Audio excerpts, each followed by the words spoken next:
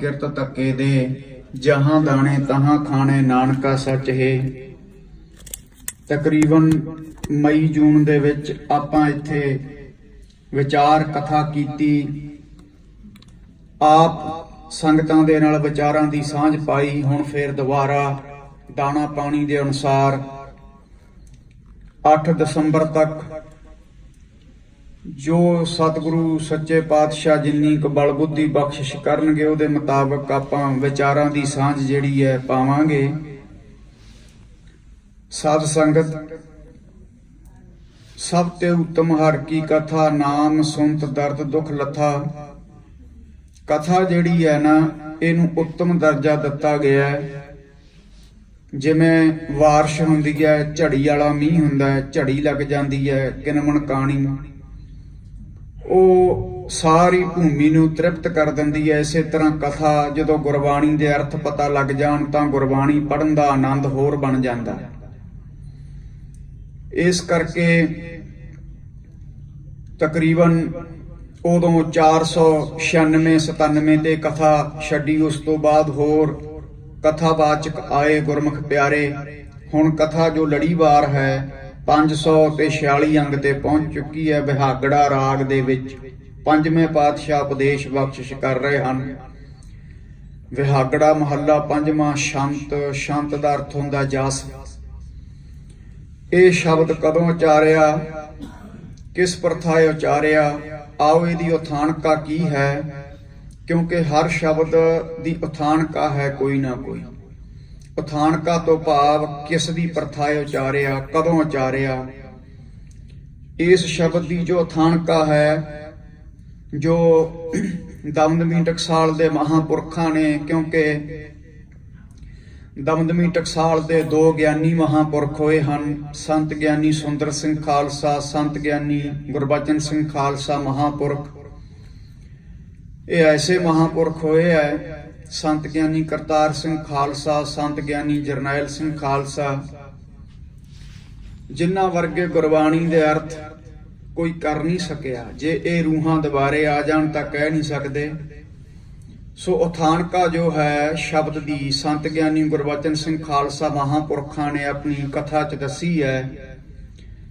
ਇਹ ਸ਼ਬਦ ਕਦੋਂ ਉਚਾਰਿਆ, ਕਿਸ ਪ੍ਰਥਾਏ ਉਚਾਰਿਆ। ਗੁਰੂ ਪੰਚਮ ਪਾਤਸ਼ਾਹ ਨੇ ਇੱਕ ਪੱਟੀ ਪੈਂਦਾ ਅੰਮ੍ਰਿਤਸਰ ਦੇ ਨੇੜੇ, ਉੱਥੋਂ ਦਾ ਰਾਜਾ ਦੁਨੀ ਚੰਦ ਸੀਗਾ। ਉਹ ਮੁਗਲਾਂ ਦੇ ਅੰਡਰ ਕੰਮ ਕਰਦਾ ਸੀ, ਮਤਹਿਤ ਹੈ, ਖੱਤਰੀ ਸੀ। 7 ਬੇਟੀਆਂ ਸੀ ਉਹਦੀਆਂ, 6 ਵੱਡੀਆਂ ਸੀ, 6 ਦੀ ਸ਼ਾਦੀ ਕਰ ਦਿੱਤੀ। ਛੋਟੀ ਸੀ ਜਿਹੜੀ ਨਾ, ਸੂਰਜ ਪ੍ਰਕਾਸ਼ ਦੇ ਵਿੱਚ ਉਹਦਾ ਨਾਮ ਰਾਜ ਕੌਰ ਦੱਸਿਆ। ਵੈਸੇ ਰਜਨੀ ਨਾਮ ਕਰਕੇ ਪ੍ਰਸਿੱਧ ਹੈ ਦੁਨੀਆ ਦੇ ਵਿੱਚ, ਬੀਬੀ ਰਜਨੀ।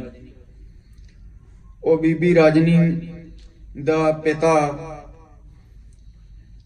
ਜਿਹੜੀਆਂ 6 ਵਿਆਹੀਆਂ ਹੋਈਆਂ ਸੀ ਤੇ 7ਵੀਂ ਰਜਨੀ ਛੋਟੀ ਕੁਆਰੀ ਸੀ। ਇੱਕ ਦਿਨ ਪੁੱਛਦਾ ਹੈ ਅਹੰਕਾਰ ਦੇ ਵਿੱਚ ਆ ਕੇ, ਕਿਉਂਕਿ ਕਈਆਂ ਨੂੰ ਮਾਣ ਹੋ ਜਾਂਦਾ ਹੈ ਕਿ ਸੰਸਾਰ ਚੱਲਦਾ ਹੀ ਸਾਡੇ ਨਾਲ ਹੈ, ਇਹ ਪ੍ਰਬੰਧ ਅਸੀਂ ਉਹ ਚਲਾ ਰਹੇ ਹਾਂ, ਜੇ ਅਸੀਂ ਨਾ ਹੋਈਏ ਤਾਂ ਇਹ ਪ੍ਰਬੰਧ ਨਾ ਚੱਲੇ, ਇਹ ਸੰਸਾਰ ਨਾ ਚੱਲੇ। ਇਸੇ ਤਰ੍ਹਾਂ ਉਹ ਅਗਿਆਨੀ ਸੀ, ਗਿਆਨ ਤੋਂ ਹੀਣਾ ਸੀ, ਸਤਸੰਗੀ ਨਹੀਂ ਸੀ। ਸਤਸੰਗੀ ਜਿਹੜੇ ਆ ਨਾ ਤੁਹਾਡੇ ਵਰਗੇ, ਜਿਹੜੇ ਰੋਜ਼ਾਨਾ ਗੁਰਬਾਣੀ ਦੀ ਕਥਾ ਕੀਰਤਨ ਸੁਣਦੇ ਆ, ਇਹਨਾਂ ਨੂੰ ਗਿਆਨ ਹੁੰਦਾ ਕਿ ਸੰਸਾਰ ਤੇ ਕਿਸੇ ਬਿਨਾਂ ਕੁਝ ਨਹੀਂ ਖੜਦਾ, ਇਹਨੂੰ ਪਰਮੇਸ਼ਰ ਚਲਾ ਰਿਹਾ ਹੈ। ਪੱਥਰ ਦੇ ਕੀੜਿਆਂ ਨੂੰ ਵੀ ਪਰਮੇਸ਼ਰ ਰੋਜੀ ਦਿੰਦਾ ਹੈ। ਪਰ ਦੁਨੀ ਚੰਦ ਅਹੰਕਾਰੀ ਸੀ। ਸਾਧ ਸੰਗਤ ਆਪਣੀਆਂ ਧੀਆਂ ਨੂੰ ਪੁੱਛਦਾ ਹੈ ਕਿ ਦੱਸੋ ਤੁਸੀਂ ਕਿਹਦਾ ਦਿੱਤਾ ਖਾਣੀ ਹੋ। ਉਹ ਜਿਹੜੀਆਂ ਵੱਡੀਆਂ 6 ਸੀ ਉਹ ਵੀ ਸਤਸੰਗਣਾ ਨਹੀਂ ਸੀ, ਸਤਸੰਗਣੀ ਸੀ ਕਰਦੀਆਂ। ਇਸ ਕਰਕੇ ਕਹਿ ਦਿੱਤਾ ਪਿਤਾ ਜੀ ਅਸੀਂ ਤਾਂ ਤੁਹਾਡਾ ਦਿੱਤਾ ਖਾਂਦੀਆਂ ਹਾਂ, ਤੁਸੀਂ ਸਾਨੂੰ ਪਾਲਿਆ, ਚੰਗੇ ਘਰਾਂ 'ਚ ਸ਼ਾਦੀਆਂ ਕੀਤੀਆਂ। ਇਹ ਬੀਬੀ ਰਜਨੀ ਸਤਸੰਗੀ ਸੀ, ਇਹਨੂੰ ਸੱਤ ਦਾ ਪਤਾ ਸੀ। ਤਾਂ ਬੀਬੀ ਰਜਨੀ ਕਹਿਣ ਲੱਗੀ ਨਹੀਂ ਪਿਤਾ, ਤੂੰ ਮੇਰਾ ਪਿਤਾ ਹੈ, ਸਤਿਕਾਰਯੋਗ ਹੈ, ਮੈਂ ਤੇਰਾ ਸਤਿਕਾਰ ਕਰਦੀ ਹਾਂ। ਪਰ ਪਿਤਾ ਜੀ ਜਿਹੜੀ ਦਿੱਤਾ ਖਾਣ ਵਾਲੀ ਗੱਲ ਹੈ ਨਾ, ਮੈਂ ਤਾਂ ਪਰਮੇਸ਼ਰ ਦਾ ਦਿੱਤਾ ਖਾਣੀ ਆ।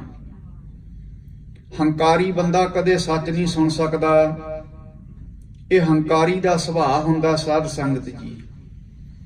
ਉਹ ਸੱਚ ਨਹੀਂ ਸੁਣ ਸਕਦਾ। ਗੁਰਬਾਣੀ ਦਾ ਵਚਨ ਹੈ, ਜਿਨ੍ਹਾਂ ਚਿੱਤ ਕਠੋਰ ਹੈ ਸੇ ਵਹੇ ਨਾ ਸਤਿਗੁਰ ਪਾਸ, ਉੱਥੇ ਸੱਚ ਵਰਤਦਾ ਕੁੜਿਆਰਾਂ ਚਿੱਤ ਅਦਾਸ। ਇੱਥੇ ਸੱਤ ਦੀ ਵਿਚਾਰ ਹੁੰਦੀ ਹੈ। ਜਿਹੜੇ ਕੁੜਿਆਰੇ ਝੂਠੇ ਹੈ, ਹੰਕਾਰੀ ਲੋਕ ਨੇ, ਉਹਨਾਂ ਨੂੰ ਗੁਰੂ ਦੀ ਹਜ਼ੂਰੀ 'ਚ ਬਹਿਣਾ ਬੜਾ ਮੁਸ਼ਕਲ ਲੱਗਦਾ ਹੈ, ਕਿਉਂਕਿ ਇੱਥੇ ਸੱਚ ਦੀ ਵਿਚਾਰ ਹੋਣੀ ਹੈ। ਉਹਨਾਂ ਨੂੰ ਸਾਧ ਸੰਗਤ ਸੱਚ ਚੁਭਣਾ ਕੰਡੇ ਦੀ ਤਰ੍ਹਾਂ। ਸੋ ਇਹਨੂੰ ਚੁਭ ਗਿਆ, ਕਹਿਣ ਲੱਗਿਆ, ਨਹੀਂ ਤੂੰ ਗਲਤ ਕਹਿ ਰਹੀ ਹੈ। ਜੇ ਤੂੰ ਮੇਰਾ ਦਿੱਤਾ ਨਹੀਂ ਖਾਂਦੀ, ਤੂੰ ਕਹਿਣੀ ਹੈ ਕਿ ਰੱਬ ਦਾ ਦਿੱਤਾ ਖਾਣੀ ਆ, ਤੂੰ ਮੈਨੂੰ ਚੈਲੰਜ ਕਰ ਰਹੀ ਹੈ। ਸਾਹਮਣੇ ਸਾਧ ਸੰਗਤ ਇੱਕ ਕੋੜੀ ਆ ਰਿਹਾ ਸੀ, ਪਿੰਗਲਾ ਸੀ। ਕਹਿਣ ਲੱਗਿਆ, ਮੈਂ ਦੇਖਦਾ ਤੇਰੇ ਪ੍ਰਮਾਤਮਾ ਨੂੰ। ਜਿਵੇਂ ਹਰਨਾਕਸ਼ ਨੂੰ ਸਾਧ ਸੰਗਤ ਹੰਕਾਰ ਹੋ ਗਿਆ ਸੀ। ਗੁਰਬਾਣੀ 'ਚ ਵਚਨ ਆਉਂਦੇ ਨੇ, ਹਰਨਾਕਸ਼ ਦੁਸ਼ਟ ਹਰ ਮਾਰਿਆ, ਪ੍ਰਹਿਲਾਦ ਤਰਾਇਆ। ਹਰਨਾਕਸ਼ ਨੂੰ ਹੰਕਾਰ ਹੋ ਗਿਆ ਸੀ, ਜਿਹੜਾ ਕਹਿੰਦਾ ਸੀ ਜਲੇ ਹਰਨਾਕਸ਼ ਥਲੇ ਹਰਨਾਕਸ਼ ਹੈ ਪੀ ਹਰਨਾਕਸ਼ ਹੋਸੀ ਹਰਨਾਕਸ਼। ਉਹਦੇ ਹੰਕਾਰ ਦਾ ਮਲੀਆ ਮੇਟ ਕਰਨ ਵਾਸਤੇ, ਕਿਉਂਕਿ ਪਰਮੇਸ਼ਰ ਹੈ ਜਿਹੜਾ ਨਾ, ਇਹ ਕੋਈ ਨਾ ਕੋਈ ਕੌਤਕ ਰਚ ਦਿੰਦਾ ਹੈ। ਉਹਦੇ ਘਰੇ ਹੀ ਸਾਧ ਸੰਗਤ ਜੀ ਭਗਤ ਪ੍ਰਹਿਲਾਦ ਨੂੰ ਭੇਜ ਦਿੱਤਾ। ਪ੍ਰਹਿਲਾਦ ਦੇ ਹੋਰ ਵੀ ਭਰਾ ਦੱਸੇ ਹੈ, ਅਹਨਲਾਦ, ਸਹਿਲਾਦ, ਪਹਿਲਾਦ ਤੇ ਪ੍ਰਹਿਲਾਦ, ਸਾਰਿਆਂ ਤੋਂ ਛੋਟਾ। ਸੋ ਉਹਦੇ ਹੰਕਾਰ ਦਾ ਮਲੀਆ ਮੇਟ ਪਰਮੇਸ਼ਰ ਨੇ ਕੀਤਾ ਸੀ। ਪ੍ਰਹਿਲਾਦ ਕਹਿੰਦਾ ਸੀਗਾ, ਇੱਥੋਂ ਤੱਕ ਸਲੇਬਸ ਵੀ ਲਾਗੂ ਕਰ ਦਿੱਤਾ ਸੀ। ਆ ਮੁਲਤਾਨ ਜਿਹੜਾ ਨਾ ਪਾਕਿਸਤਾਨ 'ਚ ਪੈਂਦਾ, ਇਹ ਹਰਨਾਕਸ਼ ਦੀ ਰਾਜਧਾਨੀ ਸੀ। ਜਿਹੜਾ ਸਤਲੁਜ ਦਰਿਆ ਅੱਜ ਕੱਲ ਤਖਤ ਸ੍ਰੀ ਕੇਸਗੜ੍ਹ ਸਾਹਿਬ ਕੋਲ ਦੀ ਵਗਦਾ ਹੈ, ਇਹ ਉਹਦੀ ਰਾਜਧਾਨੀ ਕੋਲ ਦੀ ਵਗਿਆ ਕਰਦਾ ਸੀ।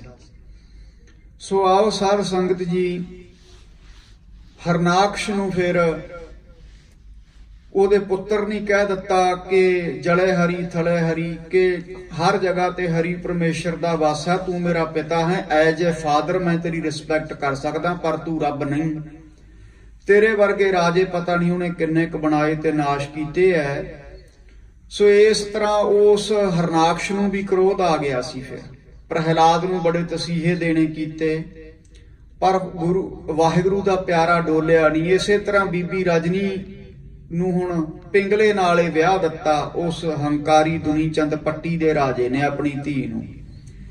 ਕਹਿੰਦਾ, ਦੇਖਦਾ ਤੇਰਾ ਰੱਬ ਹੁਣ ਤੇਰੀ ਕਿੰਨੀ ਕੁ ਮਦਦ ਕਰਦਾ। ਤੂੰ ਕਹਿਣੀ ਹੈ ਕਿ ਮੈਂ ਰੱਬ ਦਾ ਦਿੱਤਾ ਖਾਨੀ ਆ। ਉਹ ਸਤ ਸੰਗਣ ਸੀ, ਨੇਮਣ ਸੀ, ਪ੍ਰੇਮਣ ਸੀ। ਵਾਹਿਗੁਰੂ ਪਰਮੇਸ਼ਰ ਨਾਲ ਲਿਵ ਜੁੜੀ ਹੋਈ ਸੀ ਬੀਬੀ ਰਜਨੀ ਦੀ। ਕਹਿਣ ਲੱਗੀ, ਸਤ ਵਚਨ ਪਿਤਾ ਜੀ, ਜੋ ਹੁੰਦਾ ਚੰਗੇ ਵਾਸਤੇ ਹੁੰਦਾ, ਕਿਉਂਕਿ ਪਰਮੇਸ਼ਰ ਕਦੇ ਵੀ ਮਾੜਾ ਨਹੀਂ ਕਰਦਾ। ਇਹ ਵੀ ਕੋਈ ਚੰਗੇ ਵਾਸਤੇ ਹੋਇਆ। ਜਿਹੜਾ ਉਹਦਾ ਪਤੀ ਸੀ ਤੁਰ ਫਿਰ ਨਹੀਂ ਸੀ ਸਕਦਾ, ਪਿੰਗਲਾ ਸੀ, ਸਰੀਰ ਤੇ ਕੋੜ ਚੱਲਿਆ ਹੋਇਆ ਸੀ। ਜਿਵੇਂ ਅੱਜ ਕੈਂਸਰ ਦੀ ਬਿਮਾਰੀ ਵੱਡੀ ਮੰਨੀ ਜਾਂਦੀ ਹੈ, ਪਹਿਲੇ ਸਮਿਆਂ ਦੇ ਵਿੱਚ ਕੋੜ ਦਾ ਇਲਾਜ ਨਹੀਂ ਸੀ ਛੇਤੀ ਛੇਤੀ ਹੁੰਦਾ, ਵੱਡੀ ਮੰਨੀ ਜਾਂਦੀ ਸੀ ਬਿਮਾਰੀ। ਅੱਜ ਕੱਲ ਤਾਂ ਬੜੀਆਂ ਟੈਬਲੇਟ ਆ ਗਈਆਂ, ਸਾਇੰਸ ਡਿਵੈਲਪਮੈਂਟ ਕਰ ਗਈ ਹੈ। ਹੁਣ ਤਾਂ ਕੈਂਸਰ ਦਾ ਇਲਾਜ ਵੀ ਅਵੇਲੇਬਲ ਹੋ ਗਿਆ। ਸਾਧ ਸੰਗਤ ਜੇ ਸਮਾਂ ਰਹਿੰਦਿਆਂ ਪਤਾ ਲੱਗ ਜਾਵੇ। ਸੋ ਆਓ, ਇਸ ਤਰ੍ਹਾਂ ਦੇ ਨਾਲ ਫਿਰ ਬੀਬੀ ਰਜਨੀ ਉਹਨੂੰ ਟੋਕਰੀ 'ਚ ਪਾ ਕੇ ਨਾ, ਖਾਰੇ 'ਚ ਪਾ ਕੇ ਪਿੰਡ ਪਿੰਡ ਲਈ ਫਿਰਦੀ ਹੈ। ਕਹਿਣ ਲੱਗਿਆ, ਮੇਰੀ ਜਿੱਥੇ ਤੱਕ ਰਾਜਧਾਨੀ ਹੈ, ਇਹ ਤੋਂ ਬਾਹਰ ਹੋ ਜਾ। ਬਾਹਰ ਕੱਢ ਦਿੱਤਾ। ਫਿਰ ਉਹ ਬੀਬੀ, ਇਹ ਸਨ 1686 ਦੀ ਗੱਲ ਹੈ, ਉਹ ਬੀਬੀ ਜਿੱਥੇ ਹਰਮੰਦਰ ਸਾਹਿਬ ਹੈ, ਜਿੱਥੇ ਅੰਮ੍ਰਿਤ ਸਰੋਵਰ ਹੈ, ਜਿੱਥੇ ਦੁੱਖ ਭੰਜਨੀ ਬੇਰੀ ਹੈ, ਇਤਿਹਾਸਕ ਬੇਰੀਆਂ ਨੇ ਅੰਮ੍ਰਿਤਸਰ, ਤੇ ਕਈ ਸਾਧ ਸੰਗਤ ਇਹਨਾਂ ਤੇ ਕਿੰਤੂ ਪ੍ਰੰਤੂ ਕਰੀ ਜਾਂਦੇ ਆ। ਇਹ ਇਤਿਹਾਸਕ ਬੇਰੀਆਂ ਗੁਰੂ ਦੀਆਂ ਨਿਸ਼ਾਨੀਆਂ ਨੇ। ਜੇ ਕੋਈ ਆਪਣਾ ਪਿਆਰਾ ਆਪਾਂ ਨੂੰ ਨਿਸ਼ਾਨੀ ਦੇ ਜਾਵੇ, ਆਪਾਂ ਉਹਨੂੰ ਚੁੰਮਦੇ ਆ, ਮੱਥੇ ਨਾਲ ਲਾਉਣੇ ਆ। ਇਸ ਤਰ੍ਹਾਂ ਉਹਨਾਂ ਬੇਰੀਆਂ ਦਾ, ਉਹ ਇਤਿਹਾਸਕ ਨੇ, ਉਹਨਾਂ ਦਾ ਸਤਿਕਾਰ ਕਰਨਾ ਸਾਡਾ ਫਰਜ਼ ਬਣਦਾ ਹੈ। ਜੁੜਨਾ ਗੁਰੂ ਗ੍ਰੰਥ ਸਾਹਿਬ ਦੇ ਨਾਲ ਹੈ, ਪਰ ਉਹ ਇਤਿਹਾਸਕ ਨੇ। ਇਤਿਹਾਸਕ ਚੀਜ਼ਾਂ ਦੀ ਰਿਸਪੈਕਟ ਕਰਨੀ ਸਾਡਾ ਫਰਜ਼ ਬਣਦਾ। ਸਾਧ ਸੰਗਤ ਜੀ, ਆਓ ਵਿਚਾਰ ਤੇ। ਵਿਦਿਆ ਪੜ੍ਹਨੀ ਮਾੜੀ ਨਹੀਂ, ਵਿਦਿਆ ਦਾ ਮਾਣ ਮਾੜਾ। ਹੁਣ 2 ਕਿਤਾਬਾਂ ਪੜ੍ਹ ਕੇ ਅੰਮ੍ਰਿਤ ਸਰੋਵਰ ਦੀ ਨਿੰਦਿਆ ਕਰੀ ਜਾਈਏ, ਗੁਰੂ ਦੀਆਂ ਇਤਿਹਾਸਕ ਨਿਸ਼ਾਨੀਆਂ ਤੇ ਕਿੰਤੂ ਪ੍ਰੰਤੂ ਕਰੀ ਜਾਈਏ ਤੇ ਫਿਰ ਸਾਨੂੰ ਕੋਈ ਸਿਆਣਾ ਨਹੀਂ ਕਹੇਗਾ ਗੁਰਬਾਣੀ ਦੇ ਅਕੋਰਡਿੰਗਲੀ, ਫਿਰ ਅਸੀਂ ਮੂਰਖਾਂ। ਗੁਰਬਾਣੀ ਕਹਿੰਦੀ ਹੈ ਪੜਿਆ ਮੂਰਖ ਆਖੀਐ ਜਿਸ ਲਭ ਲੋਭ ਅਹੰਕਾਰਾ। ਉਹ ਵੱਡਾ ਮੂਰਖ ਹੈ ਜਿਹਨੂੰ ਸਾਧ ਸੰਗਤ ਜੀ 4 ਅੱਖਰਾਂ ਦਾ ਮਾਣ ਹੋ ਜਾਵੇ, ਕਹਾਈ ਜਾਵੇ ਆਪਣੇ ਆਪ ਨੂੰ ਵਿਦਵਾਨ ਅਕੋਰਡਿੰਗ ਟੂ ਸ਼੍ਰੀ ਗੁਰੂ ਗ੍ਰੰਥ ਸਾਹਿਬ। ਉਹ ਫੂਲਿਸ਼ ਹੈ, ਵੱਡਾ ਮੂਰਖ ਆਦਮੀ ਹੈ। ਆਓ ਵਿਚਾਰ ਤੇ ਤਾਂ ਫਿਰ ਉਸ ਦਿਨ ਵਿਸਾਖੀ ਵਾਲਾ ਦਿਨ ਸੀਗਾ। ਇਹ ਵਿਸਾਖੀ ਦੀ ਬੜੀ ਸਾਂਝ ਹੈ ਸਾਡੇ ਸਿੱਖ ਧਰਮ ਨਾਲ। ਜਿਸ ਦਿਨ ਗੋਇੰਦਵਾਲ ਸਾਹਿਬ ਬੌਲੀ ਦਾ ਉਦਘਾਟਨ ਕੀਤਾ 1657 ਵਿੱਚ, ਉਸ ਦਿਨ ਵੀ ਵਿਸਾਖੀ ਸੀ। ਜਿਸ ਦਿਨ ਇਹ ਕੌਤਕ ਵਰਤਿਆ ਅੰਮ੍ਰਿਤ ਸਰੋਵਰ ਪ੍ਰਗਟ ਹੋਇਆ ਹੈ, ਉਸ ਦਿਨ ਵੀ ਵਿਸਾਖੀ ਸੀ। ਜਿਸ ਦਿਨ ਬੀਬੀ ਰਜਨੀ ਉੱਥੇ ਪਹੁੰਚੀ ਹੈ, ਉੱਥੇ ਨਾਲ ਤੁੰਗ ਪਿੰਡ ਪੈਂਦਾ ਸੀ, ਉੱਥੇ ਮੰਗਣ ਵਾਸਤੇ ਗਈ। ਆਪਣੇ ਪਿੰਗਲੇ ਪਤੀ ਨੂੰ ਉਹ ਦੁੱਖ ਭੰਜਨੀ ਬੇਰੀ ਦੇ ਕੋਲੇ ਉਹਦੀ ਟੋਕਰੀ ਰੱਖ ਗਈ। ਉਹਨੇ ਦੇਖਿਆ ਉਹਦੇ ਸਾਹਮਣੇ ਇੱਕ ਕੌਤਕ ਵਰਤਿਆ ਕਿ ਉਸ ਜਲ ਦੇ ਵਿੱਚ ਕਾਲੇ ਕਾਂ ਨੇ ਚੁੱਭੀ ਮਾਰੀ ਤੇ ਚਿੱਟਾ ਹੋ ਕੇ ਉੱਡ ਗਿਆ। ਉਹ ਸਾਧ ਸੰਗਤ ਕੋਈ ਆਮ ਨਹੀਂ ਜਲ, ਉਹ ਕੋਈ ਪਾਣੀ ਨਹੀਂ। ਪਾਣੀ ਤਾਂ ਟੂਟੀਆਂ ਨਲਕਿਆਂ ਦਾ ਹੁੰਦਾ, ਉਹ ਅੰਮ੍ਰਿਤ ਜਲ ਹੈ। ਜੁਗਾਂ ਜੁਗਾਂ ਤੋਂ ਉਹਦੇ ਚ ਪਾਵਰ ਹੈ। ਜੇ ਉਹਦੇ ਚ ਪਾਵਰ ਨਾ ਹੁੰਦੀ ਕੋਈ ਆਮ ਜਲ ਹੁੰਦਾ। ਕਈ ਕਹਿੰਦੇ ਆ ਨਹਾਉਣ ਵਾਸਤੇ ਹੁੰਦਾ ਸਰੋਵਰ, ਤਾਂ ਜੇ ਕੱਲਾ ਨਹਾਉਣ ਵਾਸਤੇ ਪੱਟਿਆ ਹੁੰਦਾ ਤਾਂ ਬਾਬਾ ਦੀਪ ਸਿੰਘ ਦਮਦਮੀ ਟਕਸਾਲ ਦੇ ਪਹਿਲੇ ਜਥੇਦਾਰ 5000 ਸਿੰਘਾਂ ਨੂੰ ਲੈ ਕੇ ਉਹ ਸਰੋਵਰ ਵਾਸਤੇ ਆਪਣੀ ਸ਼ਹੀਦੀ ਨਾ ਦਿੰਦੇ, ਕਿਤੇ ਹੋਰ ਪੱਟ ਲੈਂਦੇ। ਇਟ ਮੀਨਸ ਉੱਥੇ ਕੋਈ ਪਾਵਰ ਹੈ। ਸਾਇੰਸ ਨੇ ਵੀ ਸਿੱਧ ਕਰ ਦਿੱਤਾ, ਸਾਇੰਸ ਨੇ, ਕਿ ਪਾਣੀ ਤੇ ਮਿੱਟੀ ਦਾ ਸੁਭਾਅ ਐਸਾ ਹੈ, ਇਹ ਆਪਣੇ ਵਿੱਚ ਅਬਜ਼ੌਰਬ ਕਰ ਲੈਂਦੇ ਨੇ ਤਰੰਗਾਂ ਨੂੰ। ਇਹ ਆਲਾ ਦੁਆਲਾ ਦੇਖ ਕੇ ਸਰੈਂਡਿੰਗ ਦੇ ਮੁਤਾਬਕ ਆਪਣੀ ਜਿਹੜੀ ਨਾ ਬਣਤਰ ਨੂੰ ਚੇਂਜ ਕਰ ਲੈਂਦੇ ਆ। ਸਾਇੰਸਦਾਨਾਂ ਨੇ ਸਿੱਧ ਕਰ ਦਿੱਤਾ। ਹੁਣ ਜਿਹੜਾ ਉਹ ਜਲ ਹੈ ਅੰਮ੍ਰਿਤ ਸਰੋਵਰ ਦਾ ਜਲ ਹੈ, ਉੱਥੇ 8 ਪਹਿਰ ਬਾਣੀ ਪੜ੍ਹੀ ਜਾ ਰਹੀ ਹੈ। ਹਰਮੰਦਰ ਸਾਹਿਬ 'ਚ ਕੀਰਤਨ 8 ਪਹਿਰ ਹੁੰਦਾ, ਥੋੜਾ ਸਮਾਂ ਬੰਦ ਹੁੰਦਾ ਜਦੋਂ ਸਫਾਈ ਕਰਨੀ ਹੁੰਦੀ ਹੈ। ਨਾਮ ਦਾ ਪ੍ਰਵਾਹ ਹੈ। ਸੋ ਇਹ ਜਿਹੜਾ ਨਾਮ ਹੈ ਅੰਮ੍ਰਿਤ ਨਾਮ ਹੈ। ਅੰਮ੍ਰਿਤ ਨਾਮ ਦੇ ਪ੍ਰਵਾਹ ਕਰਕੇ ਉਹ ਜਲ ਵੀ ਅੰਮ੍ਰਿਤ ਜਲ ਬਣ ਗਿਆ। ਹੁਣ ਵੀ ਉੱਥੇ ਕਿੰਨੀਆਂ ਕਰਾਮਾਤਾਂ ਹੁੰਦੀਆਂ ਨੇ। ਆ ਤੁਸੀਂ ਇੰਟਰਨੈਟਾਂ ਤੇ ਦੇਖਦੇ ਹੋ, ਇੱਕ ਬੱਚਾ ਆਇਆ, ਉਹ ਤੋਂ ਤੁਰਿਆ ਨਹੀਂ ਸੀ ਜਾਂਦਾ, ਉਹਨੇ ਇਸ਼ਨਾਨ ਕੀਤਾ, ਹਰਮੰਦਰ ਸਾਹਿਬ ਗਿਆ, ਕਿੱਥੇ ਤੁਰਿਆ ਨਹੀਂ ਸੀ ਜਾਂਦਾ, ਬਾਅਦ ਵਿੱਚ ਆਪ ਤੁਰ ਕੇ ਆ ਰਿਹਾ। ਪ੍ਰਤੱਖ ਨੂੰ ਪ੍ਰਮਾਣ ਦੀ ਲੋੜ ਨਹੀਂ। ਇਹ ਆਪੋ ਆਪਣੀ ਸੋਚ ਹੁੰਦੀ ਹੈ। ਜੈਸੀ ਦ੍ਰਿਸ਼ਟੀ ਵੈਸੀ ਸ੍ਰਿਸ਼ਟੀ। ਜੇ ਸਾਡੀ ਸੋਚ ਇਹ ਘਟੀ ਹੈ, ਜੇ ਅਸੀਂ ਮੰਨ ਲਿਆ ਕਿ ਉਹ ਤਾਂ ਨਹਾਉਣ ਵਾਸਤੇ ਹੀ ਹੈ, ਤੇ ਫੇਰ ਸਾਧ ਸੰਗਤ ਇਹ ਸ਼ਰਧਾ ਨੂੰ ਇਹ ਫਲ ਹੈ, ਫੇਰ ਕੁਝ ਵੀ ਨਹੀਂ। ਫੇਰ ਤਾਂ ਗੁਰੂ ਸਾਹਿਬ ਨੇ ਇਹ ਕਹਿ ਦਿੱਤਾ, ਸਤਿਗੁਰ ਕੀ ਪ੍ਰਤੀਤ ਨਾ ਆਈਆਂ ਸ਼ਬਦ ਨਾ ਲਾਗੈ ਭਾਓ, ਉਸ ਨੂੰ ਸੁੱਖ ਨਾ ਉਪਜੈ ਭਾਵੇਂ 100 ਗੇੜਾ ਆਵੋ ਜਾਓ। ਚਾਹੇ ਸਵੇਰ ਤੋਂ ਸ਼ਾਮ ਤੱਕ 100 ਵਾਰੀ ਆ ਜਾਵੀਂ, ਜੇ ਤੈਨੂੰ ਗੁਰੂ ਗ੍ਰੰਥ ਸਾਹਿਬ ਤੇ ਸ਼ਰਧਾ ਹੀ ਨਹੀਂ, ਤੂੰ ਗੁਰੂ ਗ੍ਰੰਥ ਸਾਹਿਬ ਨੂੰ ਇੱਕ ਕਿਤਾਬ ਹੀ ਮੰਨਦਾ ਹੈ, ਤੇ ਫਿਰ ਤੇਰੇ ਪੱਲੇ ਕੱਖ ਵੀ ਨਹੀਂ ਪੈਣਾ। ਚਾਹੇ 100 ਗੇੜਾ ਲਾ ਜਾਵੀਂ ਸਵੇਰ ਤੋਂ ਸ਼ਾਮ ਤੱਕ। ਇਸ ਕਰਕੇ ਹਰ ਧਰਮ ਦੀ ਬੁਨਿਆਦ ਇੱਕ ਸ਼ਰਧਾ ਹੈ। ਸ਼ਰਧਾ ਹੋਣੀ ਚਾਹੀਦੀ ਹੈ। ਸ਼ਬਦ ਗੁਰੂ ਦੀ ਪ੍ਰਥਾ ਹੈ ਸਿੱਖ ਨੂੰ, ਕਿਸੇ ਕਬਰ ਦੀ ਪ੍ਰਥਾ ਨਹੀਂ। ਆਓ ਵਿਚਾਰ ਤੇ ਉੱਥੇ ਫਿਰ ਇਹ ਦ੍ਰਿਸ਼ਟਾਂਤ ਵਾਪਰਿਆ। ਇਹ ਗੁਰੂ ਦੀ ਖੇਡ ਸੀ। ਤਾਂ ਫਿਰ ਗੁਰੂ ਸਾਹਿਬ ਨੇ ਬਚਨ ਵੀ ਕੀਤੇ ਐ, ਅੰਮ੍ਰਿਤਸਰ ਸਤਿਗੁਰ ਸਤਵਾਦੀ ਜਿਤ ਨਹਾਤੇ ਕਊਆ ਹੰਸ ਹੋ ਹੈ। ਜਦੋਂ ਮਈ ਜੂਨ ਚ ਆਪਾਂ ਕਥਾ ਕੀਤੀ ਆ, ਉਦੋਂ ਇਹ ਪੰਗਤੀ ਆਈ ਸੀ। 495-96 ਅੰਗ ਤੇ ਪੰਗਤੀ ਹੈ ਕਿ ਅੰਮ੍ਰਿਤਸਰ ਸਤਿਗੁਰ ਸਤਵਾਦੀ। ਅੰਮ੍ਰਿਤਸਰ ਇੱਕ ਤਾਂ ਨਾਮ ਰੂਪੀ ਅੰਮ੍ਰਿਤ ਸਰੋਵਰ ਦੀ ਗੱਲ ਕੀਤੀ ਹੈ, ਇੱਕ ਪ੍ਰਤੱਖ ਅੰਮ੍ਰਿਤਸਰ ਹੈ ਜਿੱਥੇ ਨਹਾ ਕੇ ਜਿਹੜੇ ਕਊਏ ਨੇ ਨਾ ਉਹ ਹੰਸ ਬਣੇ ਆ। ਪ੍ਰਤੱਖ ਹੋਇਆ ਸਨ 1686 ਨੂੰ, ਵਿਸਾਖੀ ਵਾਲੇ ਦਿਨ ਦੀ ਘਟਨਾ। ਸਿੱਖ ਧਰਮ ਦਾ ਇਤਿਹਾਸ ਹੈ। ਮਿਥਿਹਾਸ ਨੂੰ ਇੱਥੇ ਕੋਈ ਜਗ੍ਹਾ ਨਹੀਂ, ਮਿਥੀ ਹੋਈ ਗੱਲ ਨੂੰ ਇੱਥੇ ਕੋਈ ਥਾਂ ਨਹੀਂ। ਤੇ ਉਹ ਫਿਰ ਨਾ ਦੁੱਖ ਭੰਜਨੀ ਬੇਰੀ ਨੂੰ ਫੜ ਕੇ ਉਹਨੇ ਉਸ ਅੰਮ੍ਰਿਤ ਜਲ ਚ ਟੁੱਬੀ ਮਾਰੀ, ਕਾਂਚਨ ਵਰਗਾ ਹੋ ਗਿਆ। ਜਦੋਂ ਰਜਨੀ ਮੰਗ ਕੇ ਵਾਪਸ ਆਈ ਹੈ, ਦੇਖਦੀ ਹੈ ਤਾਂ ਕੋਈ 9 ਬਰ 9 ਨੌਜਵਾਨ ਬੈਠਾ ਹੈ ਤੇ ਆਖਣ ਲੱਗੀ, ਤੂੰ ਮੇਰਾ ਪਤੀ ਮਾਰ ਦਿੱਤਾ ਹੈ। ਕਹਿਣ ਲੱਗਿਆ, ਨਹੀਂ ਮੈਂ ਤੇਰਾ ਹੀ ਪਤੀ ਹਾਂ।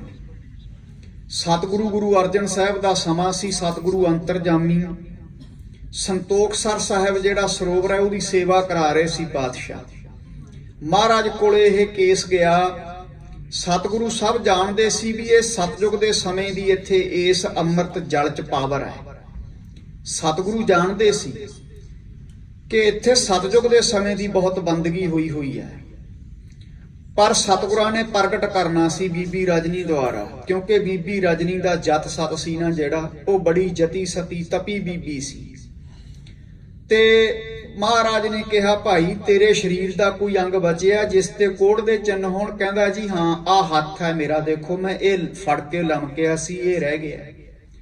ਮਹਾਰਾਜ ਕਹਿਣ ਲੱਗੇ ਫਿਰ ਇਹ ਹੱਥ ਨੂੰ ਜਲ ਦੇ ਵਿੱਚ ਡੋਬ। ਜਦੋਂ ਉਹ ਹੱਥ ਨੂੰ ਡੋਬਿਆ ਤਾਂ ਉਹ ਵੀ 9/9 ਹੋ ਗਿਆ। ਫਿਰ ਉਸ ਦਿਨ ਬੀਬੀ ਰਜਨੀ ਦੇ ਪਤੀ ਦੁਆਰਾ ਉਹ ਜਿਹੜਾ ਅੰਮ੍ਰਿਤਸਰ ਦਾ ਸਰੋਵਰ ਸੀ ਨਾ, ਵਿਸਾਖੀ ਵਾਲੇ ਦਿਨੇ ਪ੍ਰਗਟ ਹੋਇਆ ਸੀ। ਵਿਸਾਖੀ ਵਾਲੇ ਦਿਨੇ ਖਾਲਸਾ ਸਾਜਿਆ, ਵਿਸਾਖੀ ਵਾਲੇ ਦਿਨੇ ਜ਼ਿਲ੍ਹਿਆਂਵਾਲੇ ਬਾਗ ਦਾ ਕਾਂਡ ਵਾਪਰਿਆ। 1977 ਦੇ ਵਿੱਚ ਵਿਸਾਖੀ ਵਾਲੇ ਦਿਨ ਹੀ ਨਕਲੀ ਨਿਰੰਕਾਰੀਆਂ ਨੇ 13 ਸਿੱਖਾਂ ਨੂੰ ਸ਼ਹੀਦ ਕੀਤਾ। ਵਿਸਾਖੀ ਵਾਲੇ ਦਿਨ ਹੀ ਸਨ 1606 ਵਿੱਚ ਮਹਾਰਾਜ ਨੇ ਦਮਦਮਾ ਸਾਹਿਬ ਦੀ ਧਰਤੀ ਤੇ 1,20,000 ਪ੍ਰਾਣੀਆਂ ਨੂੰ ਅੰਮ੍ਰਿਤ ਛਕਾਇਆ ਸੀ। ਵਿਸਾਖੀ ਵਾਲੇ ਦਿਨ ਹੀ ਬਾਬਾ ਬੰਦਾ ਸਿੰਘ ਬਹਾਦਰ ਨੇ ਤਖਤ ਸ੍ਰੀ ਕੇਸਗੜ੍ਹ ਸਾਹਿਬ ਦਰਬਾਰ ਲਾਇਆ ਸੀ, ਖਾਲਸੇ ਦੇ ਭਵਿੱਖ ਸੰਬੰਧੀ ਵਿਚਾਰਾਂ ਕੀਤੀਆਂ। ਵਿਸਾਖੀ ਦਾ ਬੜਾ ਗੂੜਾ ਸਾਡੇ ਨਾਲ ਰਿਸ਼ਤਾ ਹੈ। ਆਓ ਵਿਸਾਖੀ ਵਾਲੇ ਦਿਨ ਫਿਰ ਉਹ ਸਰੋਵਰ ਜਿਹੜਾ ਨਾ ਪ੍ਰਗਟ ਹੋਇਆ।